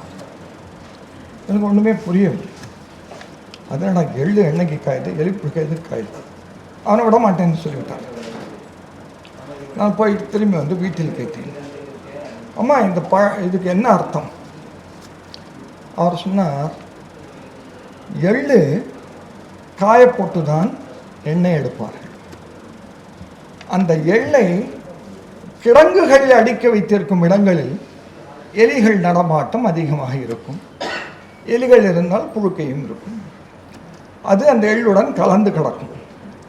யார் பிரிக்க முடியும்? எல்லாம் கருப்பு. மொத்தத்தில் எடுத்து போட்டு காய போட்டு எண்ணெய் எடுத்து விடுவார்கள். நமக்கு எவ்வளோ எலுப்புழுக்கை பொடியாக வந்ததோ அது எடுத்து விடுவார்கள். அந்த எள்ளு ஒரு உபயோகத்திற்காக காய்கிறது. நீ எப்படி ரேஷன் கடையில் போய் நிற்கிறாயோ, இந்த வீட்டுக்கு ஒரு உபயோகத்திற்காக நிற்கிறாய். அவனுக்கு அது தேவையில்லை. அவன் எலிப்புழுக்கை. ஒன்றை எலிப்புழுக்கை என்று சொல்லவில்லை, அவனை சொன்னார் எலிப்புழுக்கை என்று. ஸோ அதைத்தான் அவர் சொன்னார். ஸோ அதுக்கு நான் சரியாக தான் இருக்கு. என் தந்தையின் தாயார் அங்கு உட்கார்ந்து கொண்டிருந்தார். அவர் தன் மருமகளை விட ஒரு படி மேல் அல்லவா, என்னதான் என் தாயாராக இருந்தாலும். வாடா, உங்கள் அம்மா என்ன சொன்ன? சொன்னேன். அது அப்படி இல்லை. எலிப்புழுக்கை எதனால் காய்ந்தது? எள்ளு மாதிரி ஒரு தவறான நண்பனை கொண்டதால். நீ உன் நண்பர்களை தேடி எடுத்துக்கொள்ள வேண்டும். அதைத்தான் இந்த பழமொழி சொல்லுகிறது. நீ தவறான நண்பனை தேர்ந்தெடுத்தால் அவனுக்கு உபயோகமாகலாம், நீ காய்வாய். அதுவும் அருமையாக இருந்தது, கேட்டுக்கொண்டேன். இம்மாதிரி பழமொழிகள் நாம் யோசிக்க யோசிக்க அது நம்முள் ஊறி பல நமக்கு பொருட்களை தெளிக்கிறது. 2-3 எழுதியிருக்கிறேன் என்று சொன்னார். அந்த புத்தகம் முழுக்க படித்தால் தெரியும். சில பழமொழிகளுக்கு 10 விளக்கங்கள் எழுதியிருக்கிறேன். ஆனால் அது என் விளக்கங்கள் அல்ல. இது ஒரு ஆய்வு புத்தகம். இது நான் விளக்க புத்தகம் அல்ல. இதில் என் கருத்தையும் நடுவே சொல்லியிருப்பேன். அது உங்களுக்கு விட்டுவிட்டேன். இப்படியெல்லாம் விளக்கங்கள் வலம் வந்து கொண்டிருக்கின்றன. நீங்கள் படித்து நீங்கள் உங்களுக்கு எது சரி என்பதை எடுத்துக்கொள்ளுங்கள். பல இடங்களில் என் கருத்து என்றும் சொல்லியிருப்பேன். என் கருத்து என்றால் அதுதான் ஃபைனல், சரி என்ற அர்த்தம் இல்லை. என் மனைவியை கேட்டால் அவரே சொல்லுவார், இவர் கருத்துன்னா அதெல்லாம் வேற. நாங்கள் புடவை கடைக்கு செல்வோம். 50 வருஷங்கள் நடக்குது. பாவம், ரொம்ப பொறுமையானவர் அந்த சேல்ஸ்மேன். புடவைகளெல்லாம் வாங்குவார்கள், பார்ப்பார்கள், அலசி போடுவார்கள். 100கணக்கான புடவைகள். கடைசியில் 2 புடவையை தேர்ந்தெடுப்பார். நான் வெளியில் நின்று கொண்டிருப்பேன். பணம் கொடுக்க தான் நம்ம வராங்க. வெளியில் நின்று கொண்டிருப்பேன். ஏங்க இங்கே வாங்க கொஞ்சம், இந்த 2ல் எது நன்னா இருக்கு? நான் உனக்கு எதுவுமே நன்றாக இருக்குமே அம்மா, அதுவும் நன்றாக இருக்குது, அதுவும் அதெல்லாம் இல்லை, சரியா சொல்லுங்க, இதுவா இதுவா? கொஞ்சம் எப்படி பார்த்து விட்டு, பரவாயில்லை, இந்த சிவப்பு நன்றாக இருக்குது. அப்படியா? அப்ப அது வேண்டாம், இதை பண்ணுங்க. ஏனென்றால் என் கருத்தில் அவருக்கு அவ்வளோ நம்பிக்கை. ஸோ அவர் இன்னொன்றை தேர வைப்பார், எனக்கு தெரியும் அது. ஸோ இது எதற்காக சொல்ல வருகிறேன்? என் கருத்து என்று நான் இங்கு சொன்னதை எடுத்துக்கொண்டு விடாதீர்கள். அவர் ஏற்றுக்கொள்ள மாட்டார். நீங்களாக சிந்தியுங்கள், சுயமாக. சரி என்று பட்டால் வைத்துக் கொள்ளுங்கள், இல்லையெனில் விட்டு விடுங்கள். இங்கு என் புத்தகத்தை வெளியிட்ட ராஜசேகர் ஐயா சொன்னார், பல கருத்துக்கள் இருக்கின்றன, அதிலிருந்து சில என்றெல்லாம். இதில் என்னவென்றால், இந்த கருத்தை நான் திணிக்க வேண்டும் என்று சொல்லவில்லை. இந்த கருத்தை எடுத்து உரைக்கிறேன். நீங்கள் பார்த்து கொள்ளுங்கள், உபயோகப்படுத்திக் கொள்ளுங்கள், முடிந்தால் இல்லாவிடில் விட்டுவிடுங்கள். நீங்கள் சொன்னது மாதிரி நான் ஆயிரக்கணக்கான பழமொழிகளை ஆய்வு செய்திருக்கிறேன். ஆனால் ஒரு புத்தகம் எழுதுவதற்கு அது எவ்வளோ நாள் ஆகிறது என்று உங்களுக்கு நீங்கள் படித்து பாருங்கள் தெரியும். அது புத்தகம் கூட எழுதி விடலாம். எழுத்துப்பிழை பார்ப்பது இருக்கிறதே, சொற்பிழை, எழுத்துப்பிழை இப்பவும் நிறையா இருக்கும். அவரவர்கள் திருத்திக் கொள்ளுங்கள். என்னால் இயன்றவரை திருத்தி விட்டேன். அது ஒன்றே என்னை தூர நிறுத்தி வைக்கிறது. அதுவும் கதையாக இருந்தால் பரவாயில்லை, பழமொழி மாதிரி எப்படி எல்லாரும் புரிந்து உபயோகப்படுத்த வேண்டும் என்று நினைத்து நாம் எழுதுகிறோமோ அதில் பிழைகள் வந்தால் அது சரியாக இருக்காது. இது என்னை எழுதியதில் என்னுடைய கவிதை புத்தகம் கூட என்னை இவ்வளவு தொந்தரவுப்படுத்தவில்லை. என் கவிதை புத்தகத்தை 4 நாளில் எழுதி வாங்கினார் அவர்.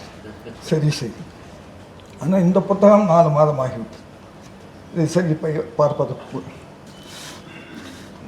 இதில் ஒரு சில பழமொழிகளை மட்டும் தொட்டுவிட்டு செல்கிறேன்.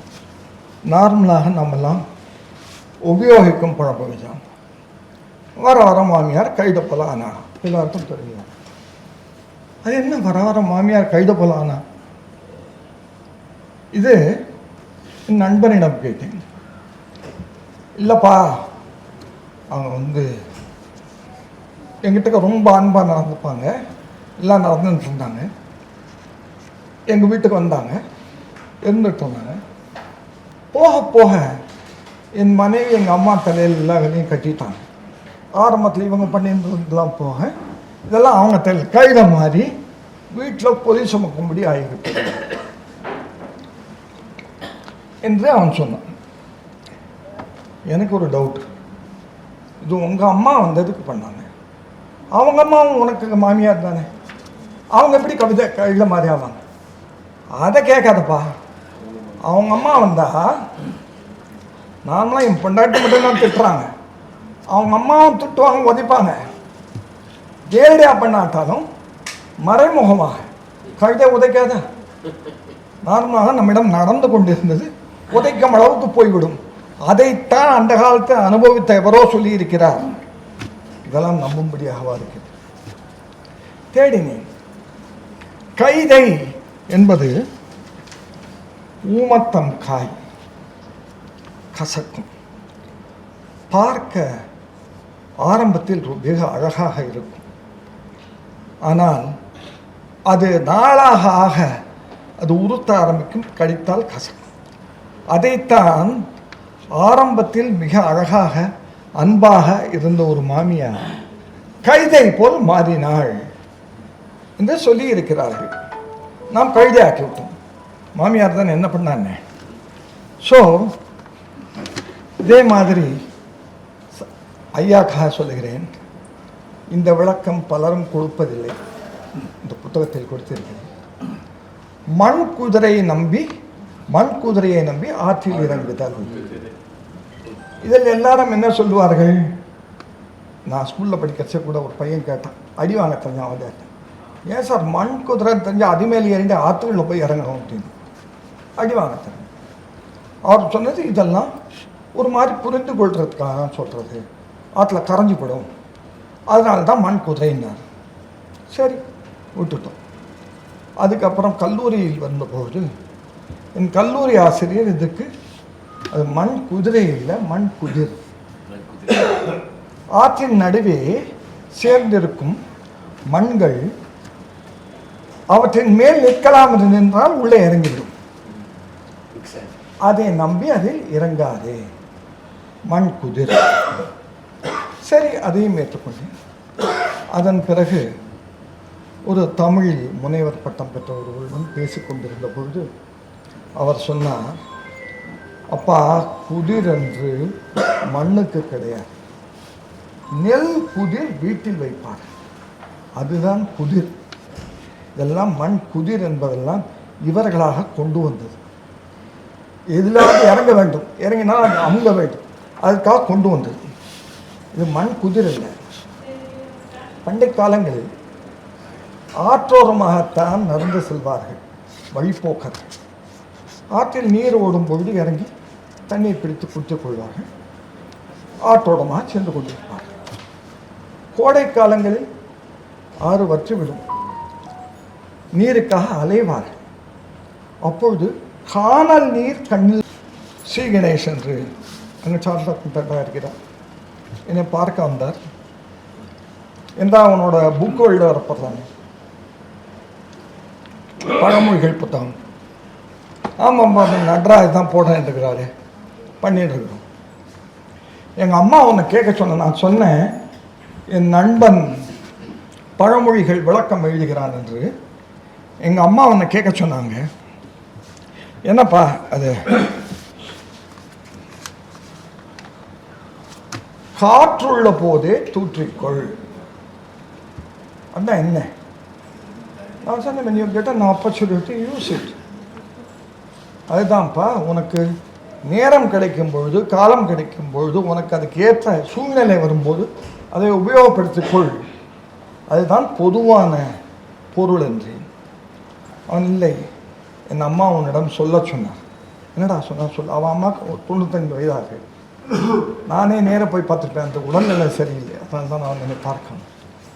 அவர் சொன்னது தூற்றுதல் என்றால் என்ன?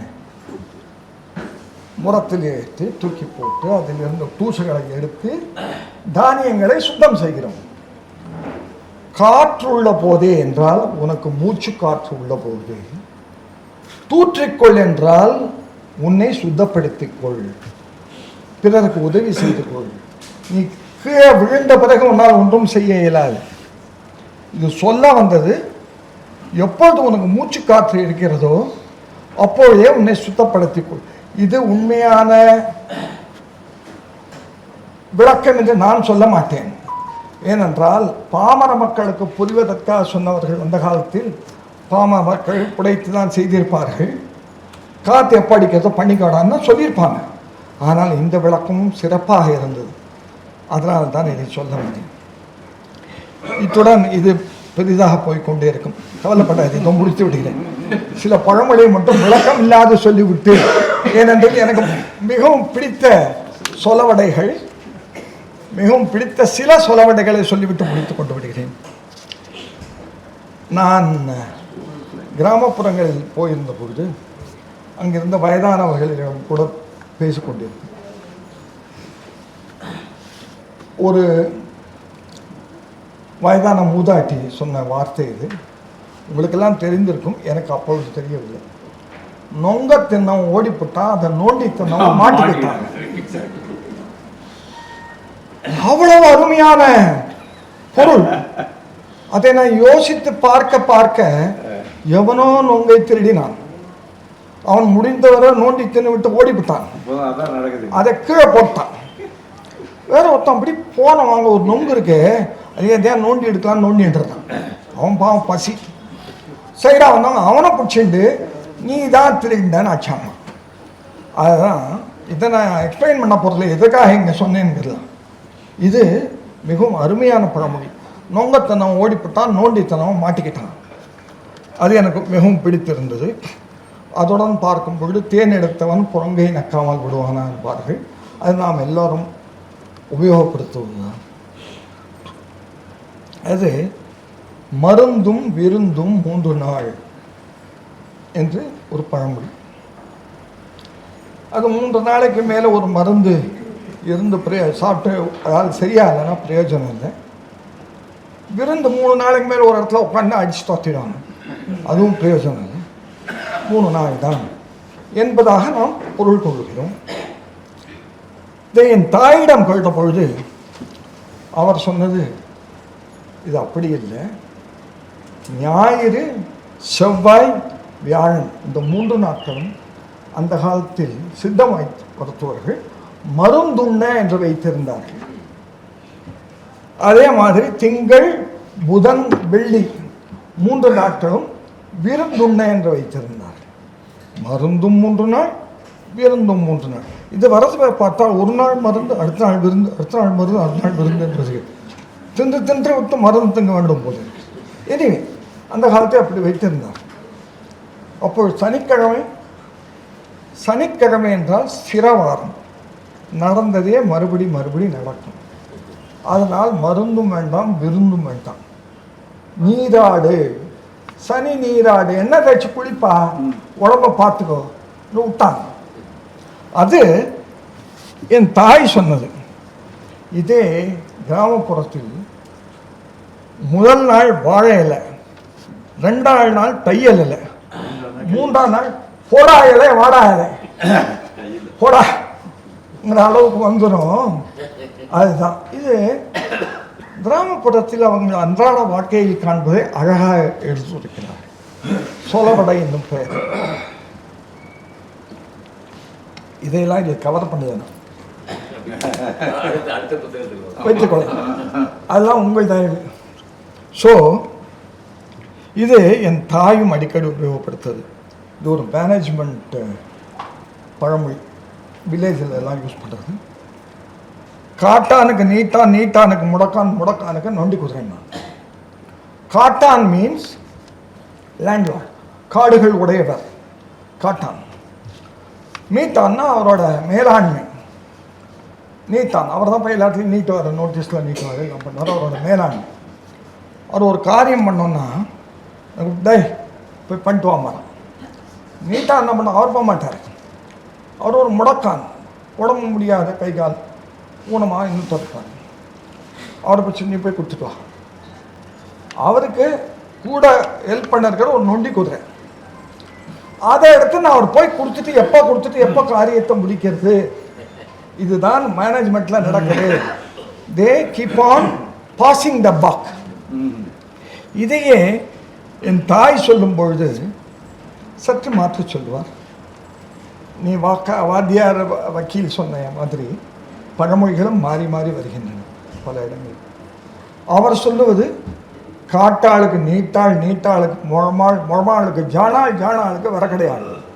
அதாவது ஒருவர் மாற்றி கொண்டே போயிருக்கிறார்கள். எப்போ அந்த வேலை போய் முடிய போகுது என்று. அதே தான் பொருள். அதுதான் இது ஒரு சொல்லவடை. இது இன்னொரு வேடிக்கையான சொல்லவடை. நாட்டில் நடப்பது தான். ஏரி மேலே கோவிச்சுக்கிட்டு கால் கழுவாம போனானாம். என்ன இல்லை கொஞ்சம் ரீசெண்டாக இருப்பாங்க கிராமத்தில் எடுத்து சொல்ல ஆரம்பிச்சா யாரும் உட்கார மாட்டாங்க, அடிக்க வந்துடுவாங்க. ஏரி மேலே கோவிச்சுக்கிட்டு கால் கழுவாம போனானாம். யாருக்கு லாபம்? அவர் தான் நாட்டத்தோடு போயிட்டு இருப்பார். ஒருத்தனை உட்காந்துருந்தா முதுக தேய்ச்சின்னு உட்காந்துட்டான். சுகம் எங்கடா? நீ சொரிய அந்த இடத்துல தான். அவனுக்கு அதுதான் பெரிய சுகம். வாழ்க்கையில் பெரிய சுகமே அவனுக்கு முதுகு அரிக்கிறது இல்லையா? அவனுக்கு எங்கு ப்ராப்ளம் இருக்கிறதோ அதுதான் அவனுக்கு பெரிது. இவனுக்கு வாழ்க்கையில் சுகமே அந்த முதுகில் சொரியும் இடம். இதெல்லாம் கிராமத்து சொல்லவடைகள். இது பெரிய பழமொழிகள் என்று சொல்லவில்லை. வாழ்க்கையில் அன்றாடம் நடப்பதை அவ்வளவு எளிதாக அருமையாக சொல்லுகிறார்கள்.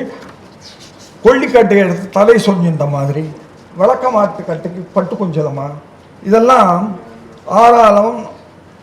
ஆறெல்லாம் ஓடினாலும் பால் ஓடினாலும் நாய் நக்கித்தான் குடிக்கணும். இல்லை நம்ம நார்மலாக உபயோகப்படுத்துறது தான். ஆக்க பொறுத்தவனுக்கு ஆற பொறுக்கவில்லை என்று. இதுடன் முடிக்கப் போகிறேன். வீரபாபு கவனிங்கள், முடிக்கப் போகிறேன். இப்படி கை காண்கிறார். முடிக்கிறேன்ட்டு நான் உபயோகப்படுத்தப்போம் கடைசி பழமொழி. இல்லப்பா, இதை நான் இது போடல, அதில் இல்லாதான் போட்டிருக்கேன். அதில் இல்லாதான் சொல்லிட்டு வரேன். இது பூவுடன் சேர்ந்த நாரும் மனம் பெறும். நாம் எல்லாரும் கேள்விப்பட்டிருக்கோம். பூ கட்டினால் அது அத்தோடு சில மணி நேரங்கள் சேர்ந்திருந்தால் அதன் மனம் நாருக்கும் செல்லும்.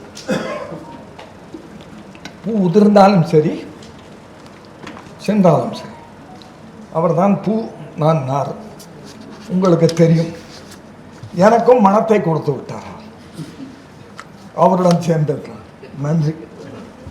ஓகே, கடைசி இந்த புத்தகம் எழுதியதன் நோக்கம் ஒன்று, தவறாக புழங்கி வரும் பழமொழிகளின் மெய்ப்பொருள் அறிவோம். இந்த புத்தகத்திற்கே மெய்ப்பொருள் காண்பதறிவு என்றால் முதலில் பெயர் வைத்திருந்தேன். அதை மாற்றியவர் அவர். இங்க இருக்கிறாரு, இவர் தான் சூத்திரதாரி இங்க எல்லாத்துக்கும். இவர் சார் சொல்லிட்டார், அவன் சொல்லுவார். சார் என்கிட்ட சொல்ல மாட்டார், சார் சொல்லிட்டார், இவர் வந்து சொல்லிடுவார். அதுக்கு மேலே அவரை போய் கேட்கறது, சரியா சார் சொல்லிட்டாங்க பண்ணிடுவோம், வேற ஏதாவது பேர் சொல்லுங்க. இவர் எப்படி என்றால் என்னுடைய கவிதை புத்தகத்துக்கும் அப்படி தான் ஒரு பெயர் கொடுத்தேன். இல்லை சார் எல்லாம் வந்துச்சு, வேற வேற வேறன்னு சொல்லிகிட்டே இருப்பார். கடைசியில் ஒரு கவிதை எடுத்து படிங்கள், உங்களுக்கு இருந்து இருக்கிறது அங்கே கவிதை புத்தகம், அதிலிருந்து எடுத்து படித்தேன். தார்கோல் ஒரு வார்த்தை, அதுதான் சார் உங்கள் புத்தகத்துக்கு பேர் வச்சுட்டாங்க. சரி அதோட விட்டாரா சார், அதையும் ஒரு கவிதை எழுதுங்க சார் தார்கோல்ங்கிற பேரில். அப்படி வேலையை வாங்க போகிறார். ஸோ தவறாக பழங்கி வரும் பழமொழிகளின் மெய்ப்பொருள் அறிவோம் என்பது. இரண்டாவது, நிலத்திற்கு அணி என்ப நெல்லும் கரும்பும், குளத்திற்கு அணி என்ப தாமரை, பெண்மை நலத்திற்கு அணி என்ப நான். தமிழே அழகுதான், ஆயின் இந்த தமிழ் மொழிக்கு அழகு சேர்ப்பது என்ன? அணிகலன்கள், பழமொழிகள் தான். இந்த பழமொழிகளை நாம் அடுத்த பரம்பரைக்கு எடுத்து செல்லவில்லை என்றால் நம் தாய் அணிகலனற்று இருப்பாள். தயவு செய்து உங்கள் இல்லங்களில் இந்த பழமொழிகளை உபயோகப்படுத்துங்கள். இங்கே ஆங்கிலத்தில் பேசுவதே பழக்கமாகிவிட்டது, தமிழில் பழமொழி என்பது இல்லாமல் போய்விட்டது. என் தாய் எங்களுடன் இருந்தவரை இதில் பாட்டி பழமொழி கதை என்று ஒன்று எழுதியிருக்கிறேன், அது வேண்டும் என்று தான் இதில் போட்டேன். எந்த அளவுக்கு அந்த காலத்தில் பழமொழிகளை உபயோகத்தில் கொண்டு வந்திருந்தார்கள் பேசும் பொழுதெல்லாம். அதை இங்கு பரப்ப வேண்டும். அந்த ஒரு நோக்கத்தோடு உற்சாகத்தோடு இந்த பழமொழியை நாம் கற்க வேண்டியிருந்தால் அதை கற்று நம் குழந்தைகளுக்கும் போதிக்க வேண்டும் என்னும் நோக்கத்துடனே அங்கு போட்டிருந்தேன். இது உரையை முடித்து விட்டேன். முடிப்பதற்கு முன் என் நன்றி திரு வீரபாபு அவர்கள். அவர் இல்லாமல் என அந்த புத்தகம் இல்லை, இந்த புத்தகம் இல்லை, இனி வரப்போறும் புத்தகங்களும் யார் சுத்துறதாரி எல்லாம் தெரிந்ததா? அவருக்கு நன்றி. இவையெல்லாம் சொல்லிக்கொண்டு என்னை பழமொழிக்கு அறிமுகப்படுத்திய அல்லது பழமொழியை எனக்கு அறிமுகப்படுத்திய என் தாயை வணங்கி அவருக்கும் நன்றி கூறி இப்படைப்பை அவருக்கு அர்ப்பணம் செய்கிறேன். எங்கோ நின்று பார்த்து கொண்டிருப்பார், அவர் ஈன்ற பொழுதின் பிறந்து வந்திருப்பார். இப்பொழுது அவருக்கும் நன்றி, உங்கள் அனைவருக்கும் நன்றி, வணக்கம்.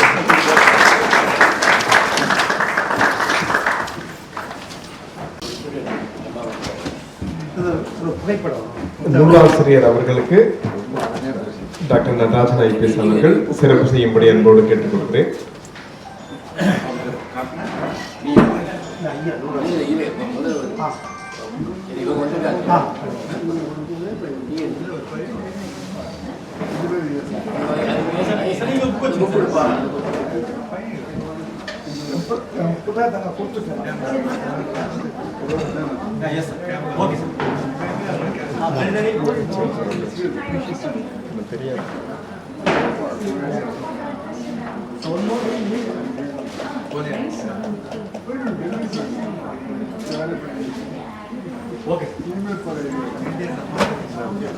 நிறைவாக அனைவருக்கும் நூலாசிரியருக்கு இப்பொழுது சிறப்பு செய்யும்படி அன்போடு கேட்டுக்கொள்கிறேன்.